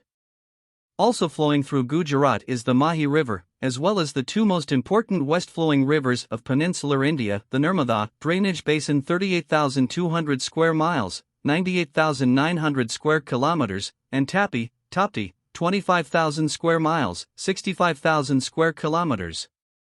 The Nirmada and its basin have undergone large-scale multipurpose development. Most of the other peninsular rivers draining into the Arabian Sea have short courses, and those that flow westward from headwaters in the Western Ghats have seasonally torrential flows. Lakes and inland drainage. Jammu and Kashmir, India, Wular Lake. Jammu and Kashmir, India, Wular Lake. For such a large country, India has few natural lakes. Most of the lakes in the Himalayas were formed when glaciers either dug out a basin or dammed an area with earth and rocks. Wular Lake in Jammu and Kashmir, by contrast, is the result of a tectonic depression. Although its area fluctuates, Wular Lake is the largest natural freshwater lake in India. Inland drainage in India is mainly ephemeral and almost entirely in the arid and semi-arid part of northwestern India, particularly in the Great Indian Desert of Rajasthan, where there are several ephemeral salt lakes, most prominently Sambar Salt Lake, the largest lake in India. Those lakes are fed by short intermittent streams, which experience flash floods during occasional intense rains and become dry and lose their identity once the rains are over. The water in the lakes also evaporates and subsequently leaves a layer of white saline soils, from which a considerable amount of salt is commercially produced. Many of India's largest lakes are reservoirs formed by damming rivers. Soils. There is a wide range of soil types in India. As products of natural environmental processes, they can be broadly divided into two groups, in situ soils and transported soils. The in situ soils get their distinguishing features from the parent rocks, which are sieved by flowing water, sliding glaciers, and drifting wind and are deposited on landforms such as river valleys and coastal plains. The process of sieving such soils has led to deposition of materials and layers without any marked pedologic horizons, though it has altered the original chemical composition of the in situ soils. Among the in situ soils are the red to yellow, including laterite, and black soils known locally as rigur. After those, the alluvial soil is the third most common type. Also significant are the desert soils of Rajasthan, the saline soils in Gujarat, southern Rajasthan, and some coastal areas, and the mountain soils of the Himalayas. The type of soil is determined by numerous factors, including climate, relief, elevation, and drainage, as well as by the composition of the underlying rock material. In situ soils. Red to yellow soils. Those soils are encountered over extensive non-alluvial tracts of peninsular India and are made up of such acidic rocks as granite, gneiss, and schist. They develop in areas in which rainfall leaches soluble minerals out of the ground and results in a loss of chemically basic constituents. A corresponding proportional increase in oxidized iron imparts a reddish hue to many such soils. Hence, they are commonly described as ferrolytic soils. In extreme cases, the concentration of oxides of iron leads to formation of a hard crust, in which case they are described as lateritic, for later, the Latin term meaning brick, soils. The heavily leached red to yellow soils are concentrated in the high rainfall areas of the Western Ghats, the Western Kathiawar Peninsula, Eastern Rajasthan, the Eastern Ghats, the Chota Nagpur Plateau region, and other upland tracts of northeastern India. Less leached red to yellow soils occur in areas of low rainfall immediately east of the Western Ghats in the dry interior of the Deccan. Red to yellow soils are usually infertile, but that problem is partly ameliorated in forested tracts, where humus concentration and the recycling of nutrients help restore fertility in the topsoil. Black soils. Among the in situ soils of India, the black soils found in the lava-covered areas are the most conspicuous.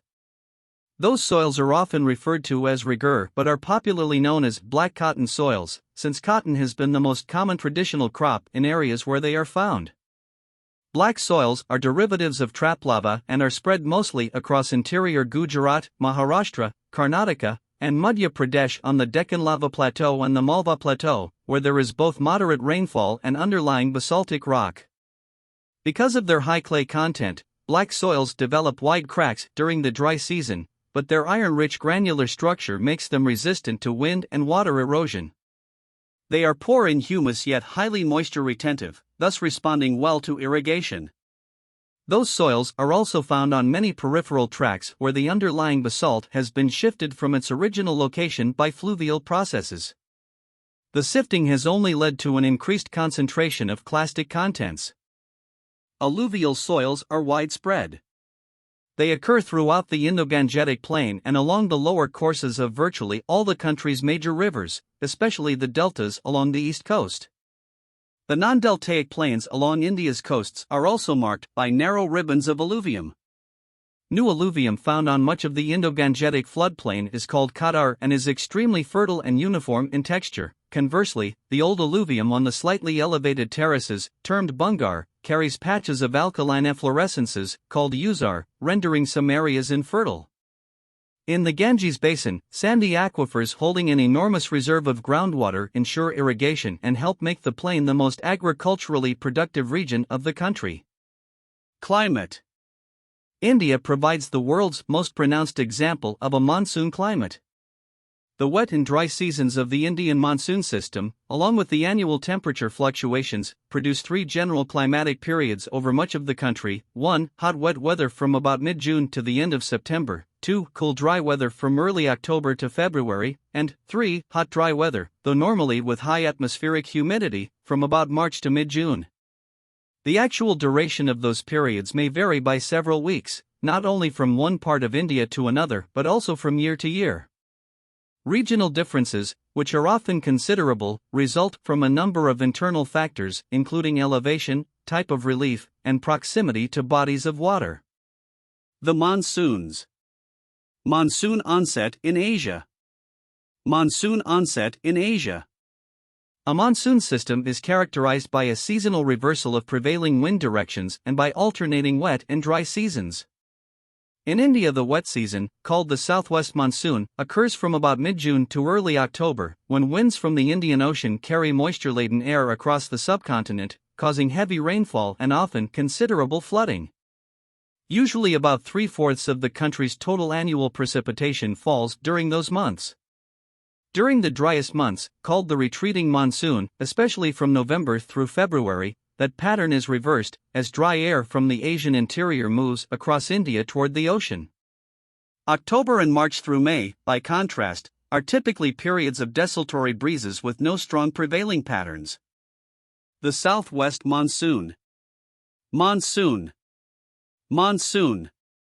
Although the winds of the rainy season are called the southwest monsoon, they actually follow two generally distinct branches, one initially flowing eastward from the Arabian Sea and the other northward from the Bay of Bengal. The former begins by lashing the west coast of peninsular India and rising over the adjacent Western Ghats. When crossing those mountains, the air cools, thus losing its moisture-bearing capacity, and deposits rain copiously on the windward side of that highland barrier. Annual precipitation in parts of the region exceeds 100 inches, 2,540 millimeters, and is as high as 245 inches, 6,250 millimeters, at Mahabaleshwar on the crest of the Western Ghats. Conversely, as the winds descend on the leeward side of the Western Ghats, the air's moisture-bearing capacity increases and the resultant rain shadow makes for a belt of semi-arid terrain, much of it with less than 25 inches, 635 millimeters, of precipitation per year. The Bay of Bengal branch of the monsoon sweeps across eastern India and Bangladesh and, in several areas, gives rise to rainfall in much the same way as occurs along the Western Ghats.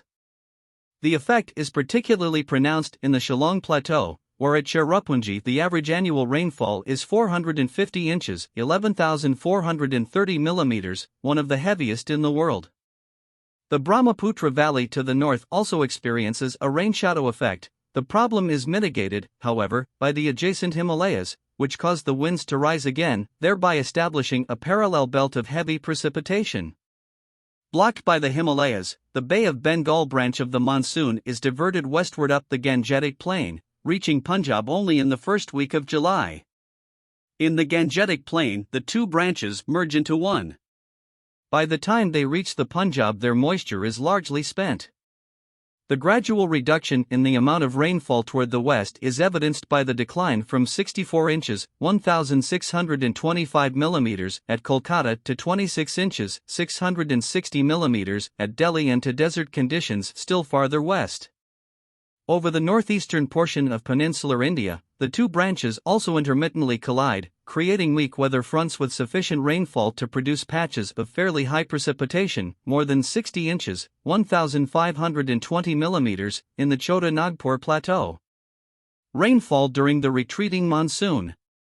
Mahabalipuram, Tamil Nadu, India, oasis. Mahabalipuram, Tamil Nadu, India, oasis. Much of India experiences infrequent and relatively feeble precipitation during the retreating monsoon. An exception to that rule occurs along the southeastern coast of India and for some distance inland. When the retreating monsoon blows from the northeast across the Bay of Bengal, it picks up a significant amount of moisture, which is subsequently released after moving back onto the peninsula. Thus, from October to December, the coast of Tamil Nadu state receives at least half of its roughly 40 inches, 1,000 millimeters, of annual precipitation.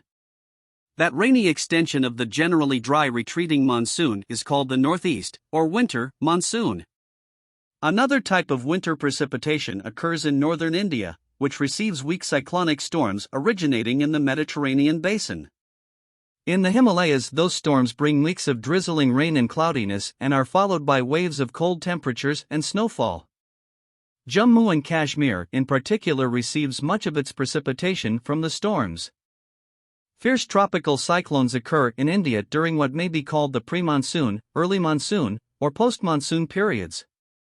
Originating in both the Bay of Bengal and the Arabian Sea, tropical cyclones often attain velocities of more than 100 miles, 160 kilometers per hour, and are notorious for causing intense rain and storm tides, surges, as they cross the coast of India. The Andhra Pradesh, Odisha, and West Bengal coasts are especially susceptible to such storms. Importance to agriculture. Monsoons play a pivotal role in Indian agriculture, and the substantial year-to-year variability of rainfall, in both timing and quantity, introduces much uncertainty in the country's crop yield. Good years bring bumper crops, but years of poor rain may result in total crop failure over large areas, especially where irrigation is lacking. Large-scale flooding can also cause damage to crops. As a general rule, the higher an area's average annual precipitation, the more dependable its rainfall, but few areas of India have an average precipitation high enough to be free from the possibility of occasional drought and consequent crop failure. Temperatures. Kolkata, India, rickshaw drivers. Kolkata, India, rickshaw drivers. Temperatures in India generally are the warmest in May or June, just prior to the cooling downpours of the southwest monsoon. A secondary maximum often occurs in September or October when precipitation wanes. The temperature range tends to be significantly less along the coastal plains than in interior locations. The range also tends to increase with latitude. Near India's southern extremity, the seasonal range is no more than a few degrees. For example, at Tiruvananthapuram, Trivandrum, in Kerala, there is an average fluctuation of just 4.3 degrees Fahrenheit 2.4 degrees Celsius around an annual mean temperature of 81 degrees Fahrenheit 27 degrees Celsius. In the northwest, however, the range is much greater, as, for example, at Ambala, in Haryana, where the temperature fluctuates from 56 degrees Fahrenheit 13 degrees Celsius in January to 92 degrees Fahrenheit 33 degrees Celsius in June. Temperatures are also moderated wherever elevations are significant, and many Himalayan resort towns, called hill stations, a legacy of British colonial rule, afford welcome relief from India's sometimes oppressive heat. Occasionally, heat waves, such as the one that spread over much of the subcontinent in mid-2015, can be highly deadly. Plant and animal life. Vegetation. Ladakh, India, birch trees in the Himalayas. Ladakh, India, birch trees in the Himalayas. The flora of India largely reflect the country's distribution of rainfall. Tropical broadleaved evergreen and mixed, partially evergreen forests grow in areas with high precipitation. In successively less rainy areas are found moist and dry deciduous forests, scrub jungle, grassland, and desert vegetation. Coniferous forests are confined to the Himalayas. There are about 17,000 species of flowering plants in the country. The subcontinent's physical isolation, caused by its relief and climatic barriers, has resulted in a considerable number of endemic flora. Roughly 1/4 of the country is forested. However, beginning in the late 20th century, forest depletion accelerated considerably to make room for more agriculture and urban industrial development. That activity has taken its toll on many Indian plant species. About 20 species of higher-order plants are believed to have become extinct, and already some 1,300 species are considered to be endangered. Kerala, India, tropical vegetation. Kerala, India, tropical vegetation. Tropical evergreen and mixed evergreen deciduous forests generally occupy areas with more than 80 inches (2,000 millimeters) of rainfall per year, mainly in Upper Assam, the Western Ghats, especially in Kerala, parts of Odisha, and the Andaman and Nicobar Islands. Common trees in those tall multi-storied forests include species of Mejua, Tuna ciliata, Hopia, and Eugenia, as well as Gurgeon, Dipterocarpus turbinatus, which grows to heights exceeding 165 feet, 50 meters, on the Andaman Islands and in Assam.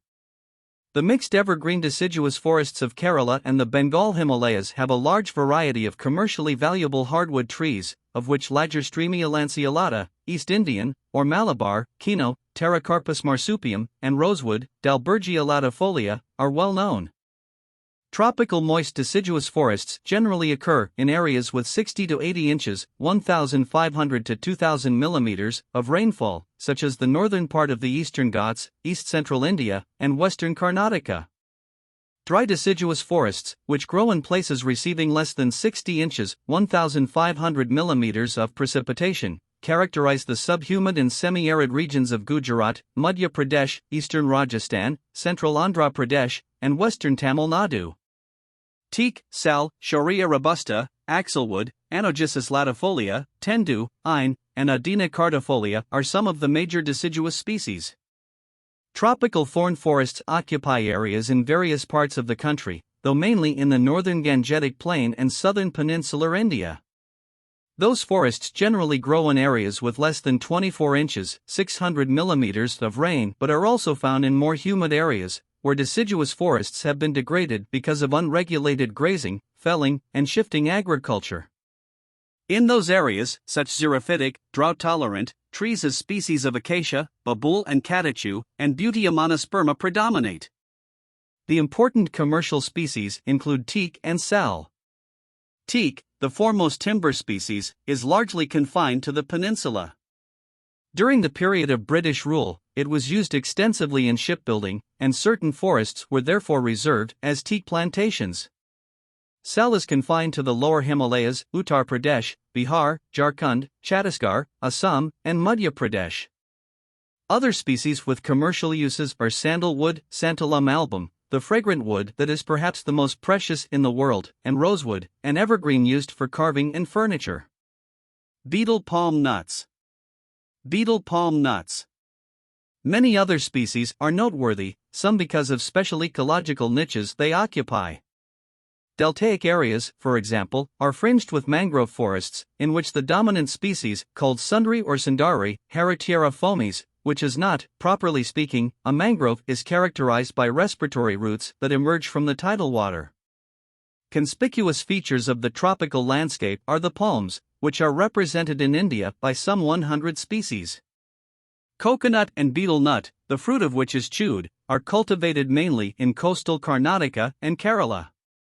Among the common, majestic-looking trees found throughout much of India are the mango, a major source of fruit, and two revered ficus species, the peepal, famous as the bow tree of the Buddha, and the banyan. Many types of bamboo, members of the grass family, grow over much of the country, with a concentration in the rainy areas. Jammu and Kashmir, montane vegetation. Jammu and Kashmir, montane vegetation. Vegetation in the Himalayas can be generally divided into a number of elevation zones. Mixed evergreen deciduous forests dominate the foothill areas up to a height of 5,000 feet, 1,500 meters. Above that level, subtropical pine forests make their appearance, followed by the Himalayan moist temperate forests of oak, fir, deodar, Cedrus deodara, and spruce. The highest tree zone, consisting of alpine shrubs, is found up to an elevation of about 15,000 feet, 4,500 meters. Rhododendrons are common at 12,000 feet, 3,700 meters, above which occasional junipers and alpine meadows are encountered. Zones overlap considerably, and there are wide transitional bands. Animal life. India forms an important segment of what is known as the Oriental, or Sino-Indian, biogeographic region, which extends eastward from India to include mainland and much of insular Southeast Asia. Its fauna are numerous and highly diverse. Mammals of the submontane region include Indian elephants, Elephas maximus, associated from time immemorial with mythology and the splendor of regal pageantry, the great one-horned Indian rhinoceroses, a wide variety of ruminants, and various primates. There are also numerous predators represented by various genera. Mysore, Karnataka, India, elephant in Kabani River. Mysore, Karnataka, India, elephant in Kabani River. Wild herds of elephants can be observed in several areas, particularly in such renowned national parks as Periyar Wildlife Sanctuary in Kerala and Bandipur in Karnataka. The Indian rhinoceros is protected at Kaziranga National Park and Manas Wildlife Sanctuary in Assam.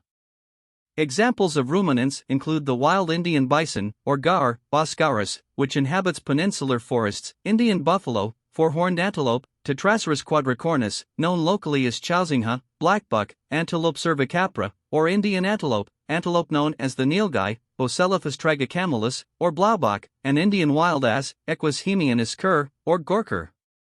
There are also several species of deer, such as the rare Kashmir stag, hungal, swamp deer, barasinga, spotted deer, musk deer, brow-antlered deer, Cervus ld, and endangered species known locally as the sangai or the min, and mouse deer.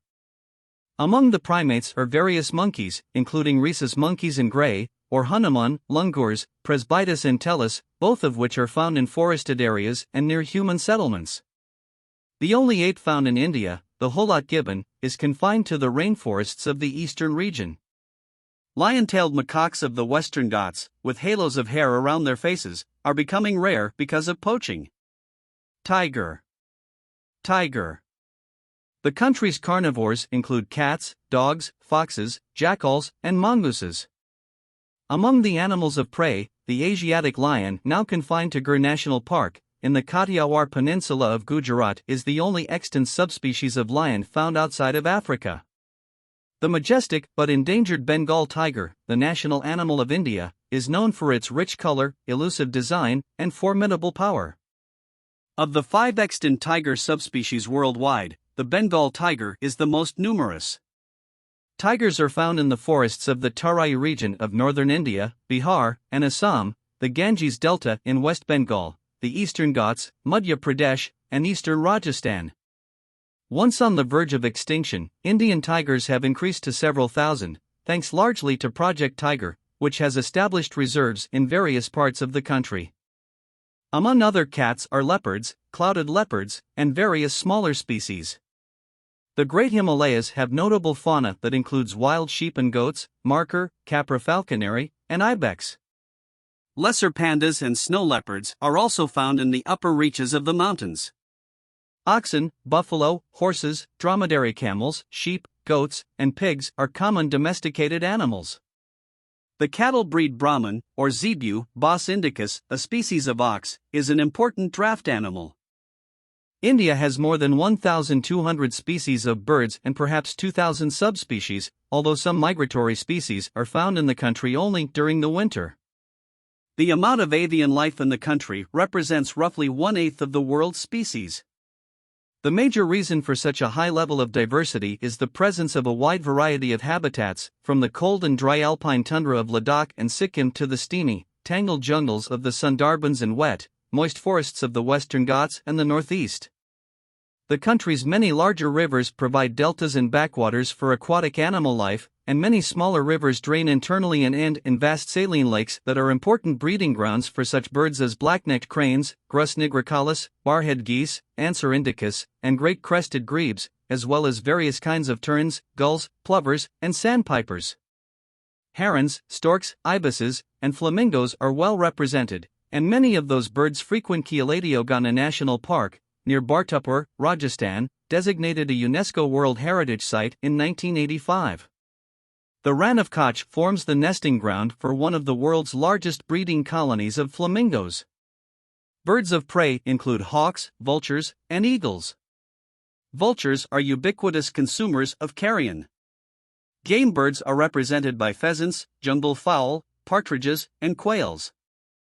Peacocks, peafowl, are also common, especially in Gujarat and Rajasthan, where they are kept as pets.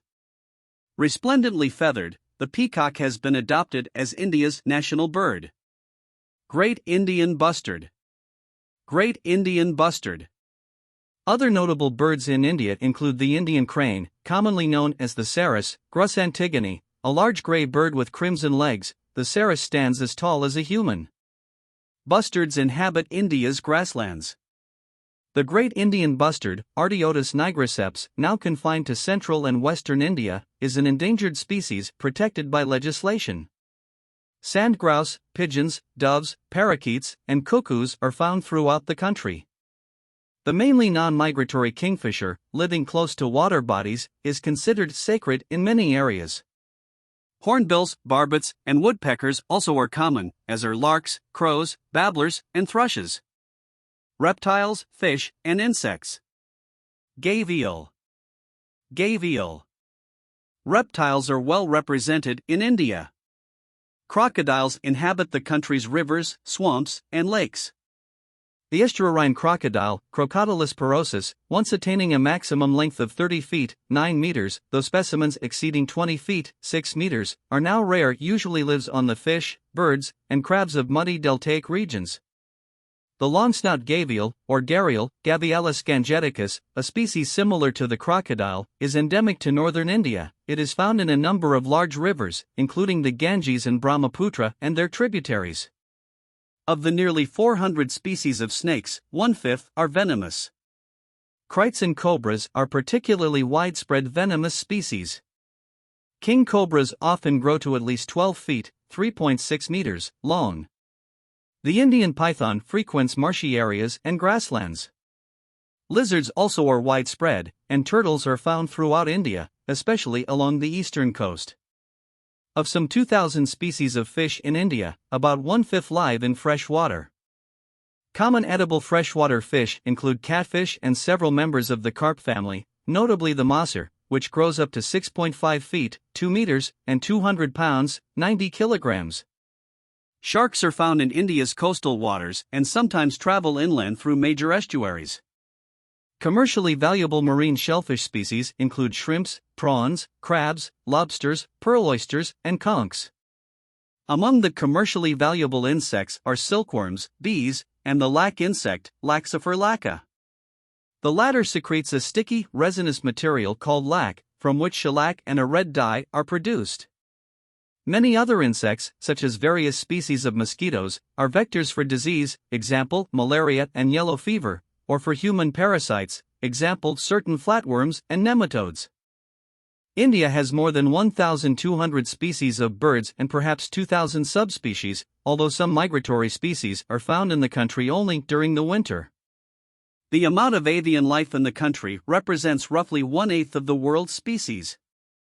The major reason for such a high level of diversity is the presence of a wide variety of habitats, from the cold and dry alpine tundra of Ladakh and Sikkim to the steamy, tangled jungles of the Sundarbans and wet, moist forests of the Western Ghats and the Northeast. The country's many larger rivers provide deltas and backwaters for aquatic animal life, and many smaller rivers drain internally and end in vast saline lakes that are important breeding grounds for such birds as black-necked cranes, Grus nigricalis, barhead geese, Anser indicus, and great crested grebes, as well as various kinds of terns, gulls, plovers, and sandpipers. Herons, storks, ibises, and flamingos are well represented, and many of those birds frequent Keoladeo National Park, near Bartupur, Rajasthan, designated a UNESCO World Heritage Site in 1985. The Rann of Kutch forms the nesting ground for one of the world's largest breeding colonies of flamingos. Birds of prey include hawks, vultures, and eagles. Vultures are ubiquitous consumers of carrion. Game birds are represented by pheasants, jungle fowl, partridges, and quails. Peacocks, peafowl, are also common, especially in Gujarat and Rajasthan, where they are kept as pets. Resplendently feathered, the peacock has been adopted as India's national bird. Great Indian bustard. Great Indian bustard. Other notable birds in India include the Indian crane, commonly known as the cerus, Grus antigone, a large gray bird with crimson legs. The cerus stands as tall as a human. Bustards inhabit India's grasslands. The great Indian bustard, Artiotus nigriceps, now confined to central and western India, is an endangered species protected by legislation. Sand grouse, pigeons, doves, parakeets, and cuckoos are found throughout the country. The mainly non-migratory kingfisher, living close to water bodies, is considered sacred in many areas. Hornbills, barbets, and woodpeckers also are common, as are larks, crows, babblers, and thrushes. Reptiles, fish, and insects. Gavial. Gavial. Reptiles are well represented in India. Crocodiles inhabit the country's rivers, swamps, and lakes. The estuarine crocodile, Crocodilus porosus, once attaining a maximum length of 30 feet, 9 meters, though specimens exceeding 20 feet, 6 meters, are now rare, usually lives on the fish, birds, and crabs of muddy deltaic regions. The longsnout gavial, or gharial, Gavialis gangeticus, a species similar to the crocodile, is endemic to northern India. It is found in a number of large rivers, including the Ganges and Brahmaputra and their tributaries. Of the nearly 400 species of snakes, 1/5 are venomous. Krites and cobras are particularly widespread venomous species. King cobras often grow to at least 12 feet, 3.6 meters, long. The Indian python frequents marshy areas and grasslands. Lizards also are widespread, and turtles are found throughout India, especially along the eastern coast. Of some 2,000 species of fish in India, about 1/5 live in fresh water. Common edible freshwater fish include catfish and several members of the carp family, notably the maser, which grows up to 6.5 feet, 2 meters, and 200 pounds, 90 kilograms. Sharks are found in India's coastal waters and sometimes travel inland through major estuaries. Commercially valuable marine shellfish species include shrimps, prawns, crabs, lobsters, pearl oysters, and conchs. Among the commercially valuable insects are silkworms, bees, and the lac insect, Laxifer lacca. The latter secretes a sticky, resinous material called lac, from which shellac and a red dye are produced. Many other insects, such as various species of mosquitoes, are vectors for disease, example, malaria and yellow fever, or for human parasites, example, certain flatworms and nematodes. The movement for the protection of forests and wildlife is strong in India. A number of species, including the elephant, rhinoceros, and tiger, have been declared endangered, and numerous others, both large and small, are considered vulnerable or at risk. Legislative measures have declared certain animals protected species, and areas with particularly rich floral diversity have been adopted as biosphere reserves.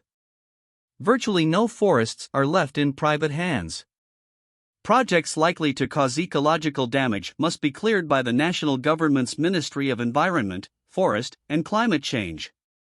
Despite such measures, the reduced areas of forests, savannas, and grasslands provide little hope that India's population of animals can be restored to what it was at the end of the 19th century. India is a diverse multi-ethnic country that is home to thousands of small ethnic and tribal groups. That complexity developed from a lengthy and involved process of migration and intermarriage. The great urban culture of the Indus civilization, a society of the Indus River Valley that is thought to have been Dravidian-speaking, thrived from roughly 2500 to 1700 BCE. An early Aryan civilization, dominated by peoples with linguistic affinities to peoples in Iran and Europe, came to occupy northwestern and then north-central India over the period from roughly 2000 to 1500 BC and subsequently spread southwestward and eastward at the expense of other indigenous groups. Despite the emergence of caste restrictions, that process was attended by intermarriage between groups that probably has continued to the present day, despite considerable opposition from peoples whose own distinctive civilizations had also evolved in early historical times. Among the documented invasions that added significantly to the Indian ethnic mix are those of Persians, Scythians, Arabs, Mongols, Turks, and Afghans. The last and politically most successful of the great invasions, namely, that from Europe, vastly altered Indian culture but had relatively little impact on India's ethnic composition. India, Naga. India, Naga. Broadly speaking, the peoples of north-central and northwestern India tend to have ethnic affinities with European and Indo-European peoples from southern Europe, the Caucasus region, and southwest and central Asia. In northeastern India, West Bengal, to a lesser degree, the higher reaches of the western Himalayan region, and Ladakh, much of the population more closely resembles peoples to the north and east, notably Tibetans and Burmans. Many Aboriginal, tribal, peoples in the Chota Nagpur Plateau, northeastern peninsular India, have affinities to such groups as the Mon, who have long been established in mainland Southeast Asia. Much less numerous are southern groups who appear to be descended, at least in part, either from peoples of East African origin, some of whom settled in historical times on India's western coast, or from a population commonly designated as Negrito, now represented by numerous small and widely dispersed peoples from the Andaman Islands, the Philippines, New Guinea, and other areas. Languages. Devanagari script. Devanagari script. There are probably hundreds of major and minor languages and many hundreds of recognized dialects in India, whose languages belong to four different language families: Indo-Iranian, a subfamily of the Indo-European language family, Dravidian, Austroasiatic, and Tibeto-Burman, a subfamily of Sino-Tibetan. There are also several isolate languages, such as Naali, which is spoken in a small area of Madhya Pradesh state. The overwhelming majority of Indians speak Indo-Iranian or Dravidian languages. The difference between language and dialect in India is often arbitrary, however, and official designations vary notably from one census to another. That is complicated by the fact that, owing to their long-standing contact with one another, India's languages have come to converge and to form an amalgamated linguistic area, a Sprachbund comparable, for example, to that found in the Balkans. Languages within India have adopted words and grammatical forms from one another, and vernacular dialects within languages often diverge widely. Over much of India, and especially the Indo-Gangetic Plain, there are no clear boundaries between one vernacular and another, although ordinary villagers are sensitive to nuances of dialect that differentiate nearby localities. In the mountain fringes of the country, especially in the northeast, spoken dialects are often sufficiently different from one valley to the next to merit classifying each as a truly distinct language. There were at one time, for example, no fewer than 25 languages classified within the Naga group, not one of which was spoken by more than 60,000 people. Lending order to the linguistic mix are a number of written, or literary, languages used on the subcontinent, each of which often differs markedly from the vernacular with which it is associated. Many people are bilingual or multilingual, knowing their local vernacular dialect, mother tongue, its associated written variant, and, perhaps, one or more other languages. The constitutionally designated official language of the Indian central government is Hindi, and English is also officially designated for government use. However, there are also 22, originally 14, so-called scheduled languages recognized in the Indian Constitution that may be used by states in official correspondence. Of those, 15 are Indo-European, Assamese, Bengali, Dogri, Gujarati, Hindi, Kashmiri, Konkani, Maithili, Marathi, Nepali, Oriya, Punjabi, Sanskrit, Sindhi, and Urdu. 4 are Dravidian, Kannada, Malayalam, Tamil, and Telugu. 2 are Sino-Tibetan, Bodo and Manipuri, and 1 is Austroasiatic, Santhali. Those languages have become increasingly standardized since independence because of improved education and the influence of mass media. English is an associate official language and is widely spoken. Most Indian languages, including the official script for Hindi, are written by using some variety of Devanagari script, but other scripts are used. Sindhi, for instance, is written in a Persianized form of Arabic script, but it also is sometimes written in the Devanagari or Gurmukhi scripts.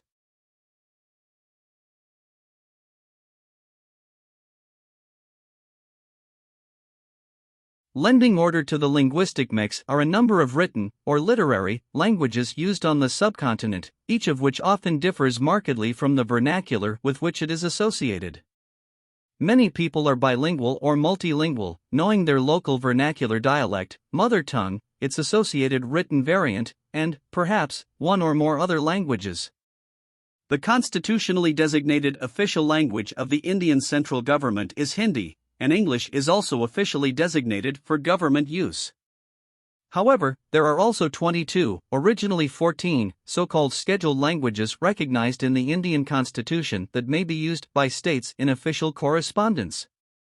Of those, 15 are Indo-European, Assamese, Bengali, Dogri, Gujarati, Hindi, Kashmiri, Konkani, Maithili, Marathi, Nepali, Oriya, Punjabi, Sanskrit, Sindhi, and Urdu. 4 are Dravidian, Kannada, Malayalam, Tamil, and Telugu. 2 are Sino-Tibetan, Bodo and Manipuri, and 1 is Austroasiatic, Santhali. Those languages have become increasingly standardized since independence because of improved education and the influence of mass media. English is an associate official language and is widely spoken. Most Indian languages, including the official script for Hindi, are written by using some variety of Devanagari script, but other scripts are used. Sindhi, for instance, is written in a Persianized form of Arabic script, but it also is sometimes written in the Devanagari or Gurmukhi scripts. Indo-European languages. Indo-Iranian languages. Indo-Iranian languages. The Indo-Iranian branch of the Indo-European family is the largest language group in the subcontinent, with nearly 3/4 of the population speaking a language of that family as a mother tongue. It can be further split into 3 subfamilies: Indo-Aryan, Dardic, and Iranian. The numerous languages of the family all derive from Sanskrit, the language of the ancient Aryans. Sanskrit, the classic language of India, underwent a process of systematization and grammatical refinement at an early date, rendering it unique among Indo-Aryan languages in its degree of linguistic cultivation. Subsequently, the Prakrit languages developed from local vernaculars but later were refined into literary tongues. The modern Indian languages were derived from the Prakrit languages. By far the most widely spoken Indo-Iranian language is Hindi, which is used in one form or another by some 2/3 of the population. Hindi has a large number of dialects, generally divided into Eastern and Western Hindi, some of which are mutually unintelligible. Apart from its nationally preeminent position, Hindi has been adopted as the official language by each of a large contiguous block of northern states: Bihar, Chhattisgarh, Haryana, Himachal Pradesh, Jharkhand, Madhya Pradesh, Rajasthan, Uttarakhand, and Uttar Pradesh, as well as by the national capital territory of Delhi. Other Indo-European languages with official status in individual states are Assamese, in Assam, Bengali, in West Bengal and Tripura, Gujarati, in Gujarat, Kashmiri, in Jammu and Kashmir, Konkani, in Goa, Marathi, in Maharashtra, Nepali, in portions of northern West Bengal, Oriya, in Odisha, and Punjabi, in Punjab. Urdu, the official language of Pakistan, is also the language of most Muslims of northern and peninsular India as far south as Chennai, Madras. Sindhi is spoken mainly by inhabitants of the Kutch district of Gujarat, which borders the Pakistani province of Sindh, as well as in other areas by immigrants and their descendants who fled Sindh after the 1947 partition of the subcontinent. Dravidian languages are spoken by about one-fourth of all Indians, overwhelmingly in southern India. Dravidian speakers among tribal peoples, example Gonds, in central India, in eastern Bihar, and in the Brahui-speaking region of the distant Pakistani province of Balochistan suggest a much wider distribution in ancient times. The four constitutionally recognized Dravidian languages also enjoy official state status: Kannada, in Karnataka, Malayalam, in Kerala, Tamil, the oldest of the main Dravidian tongues, in Tamil Nadu, and Telugu, in Telangana and Andhra Pradesh. Manipuri and other Sino-Tibetan languages are spoken by small numbers of people in northeastern India. Lingua francas. The two major lingua francas in India are Hindustani and English. Hindustani is based on an early dialect of Hindi, known by linguists as Khari Boli, which originated in Delhi and an adjacent region within the Ganges-Yamuna Doab interfleuve. During the Mughal period, early 16th to mid-18th century, when political power became centered on Delhi, Khari Boli absorbed numerous Persian words and came to be used as a lingua franca throughout the empire, especially by merchants who needed a common commercial language. Hindustani was promoted by the British during the colonial period. In the 19th century, two literary languages arose from that colloquial tongue. Among Hindus, the modern form of Hindi, which derives its vocabulary and script, Devanagari, mainly from Sanskrit, and among Muslims, Urdu, which, though grammatically identical with Hindi, draws much of its vocabulary from Persian and Arabic and is written in the Perso-Arabic script.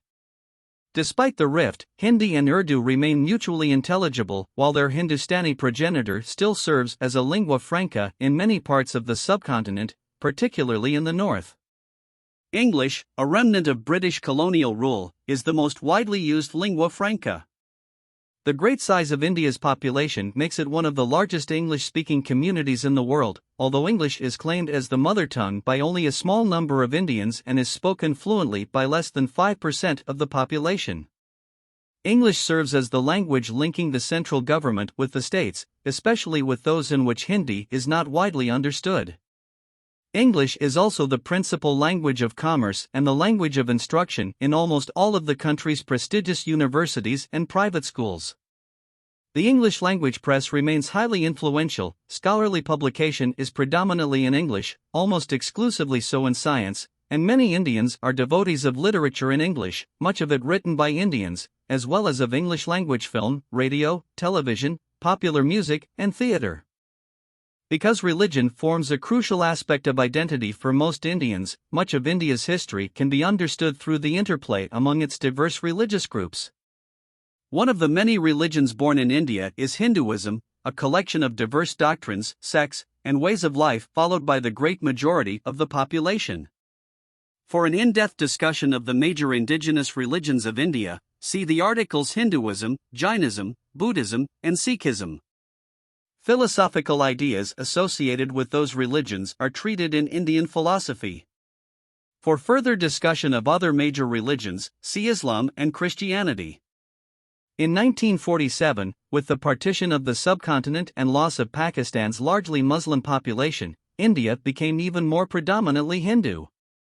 The concomitant emigration of perhaps 10 million Muslims to Pakistan and the immigration of nearly as many Hindus and Sikhs from Pakistan further emphasized the change.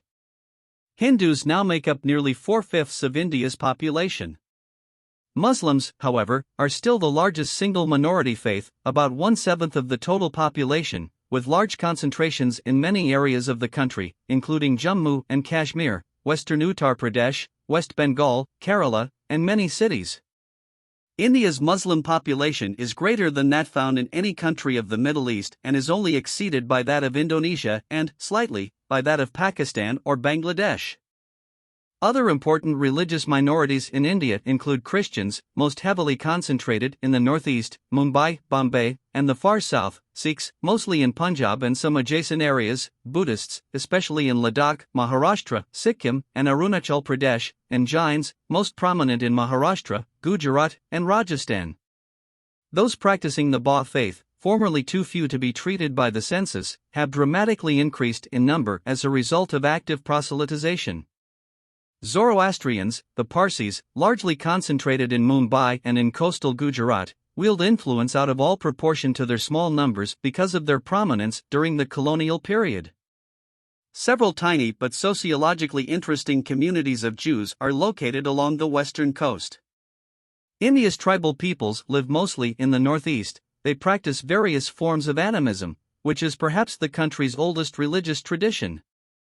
Hindus are in the majority in every Indian state except Punjab, roughly 3/5 Sikh, Meghalaya, Mizoram, and Nagaland, mainly Christian, and Arunachal Pradesh, predominantly animist. Hindus also form the majority in every union territory except Lakshadweep, more than 9/10 Muslim, and Jammu and Kashmir, more than 2/3 Muslim. Almost everywhere, however, significant local minorities are present. Only in the states of Odisha and Himachal Pradesh do Hindus constitute virtually the entire population. Reliable statistics on the sectarian affiliations among India's leading faiths are not available. Within Hinduism, such affiliations tend to be rather loose, non-exclusive, and nebulous. Vaishnavas, who worship in temples dedicated to the god Vishnu or one of his avatars, example Rama and Krishna, or who follow one of the many associated cults, tend to be more concentrated in northern and central India, while Shaivas, or devotees of Shiva, are concentrated in Tamil Nadu, Karnataka, western Maharashtra, and much of the Himalayan region. Cults associated with Shaktism, the worship of various forms of Shakti, the mother goddess, consort of Shiva, are particularly widespread in West Bengal, along with Vaishnavism, Assam, and the highland areas of Uttarakhand and Himachal Pradesh. Hinduism also encompasses scores of smaller sects advocating religious revival and reform, promoting the uplift of disadvantaged groups, or focusing on the teachings of charismatic religious leaders. Some of the latter have attracted an international following. Hyderabad, India, Charminar. Hyderabad, India, Charminar. In Islam, Sunni Muslims are the majority sect almost everywhere. There are, however, influential Shia minorities in Gujarat, especially among such Muslim trading communities as the Khojas and Bohras, and in large cities, such as Lucknow and Hyderabad, that, before the partition, were former capitals of Muslim states in which much of the gentry was of Persian origin. Goa, India, Roman Catholic Basilica of Bom Jesus. Goa, India, Roman Catholic Basilica of Bom Jesus. Roman Catholics form the largest single Christian group, especially on the western coast and in southern India. The many divisions among Protestants have been substantially reduced since independence as a result of mergers creating the Church of North India and the Church of South India. Many small fundamentalist sects, however, have maintained their independence. Converts to Christianity, especially since the mid-19th century, have come largely from the lower castes and tribal groups. Bodh Gaya, Bihar, India, Bodhi tree. Bodh Gaya, Bihar, India, Bodhi tree. Buddhists living near the Chinese, Tibetan border generally follow Tibetan Buddhism, sometimes designated as Vajrayana, Sanskrit vehicle of the thunderbolt, while those living near the border with Myanmar, Burma, adhere to the Theravada, Pali, way of the elders. Neo-Buddhists in Maharashtra do not have a clear sectarian affiliation.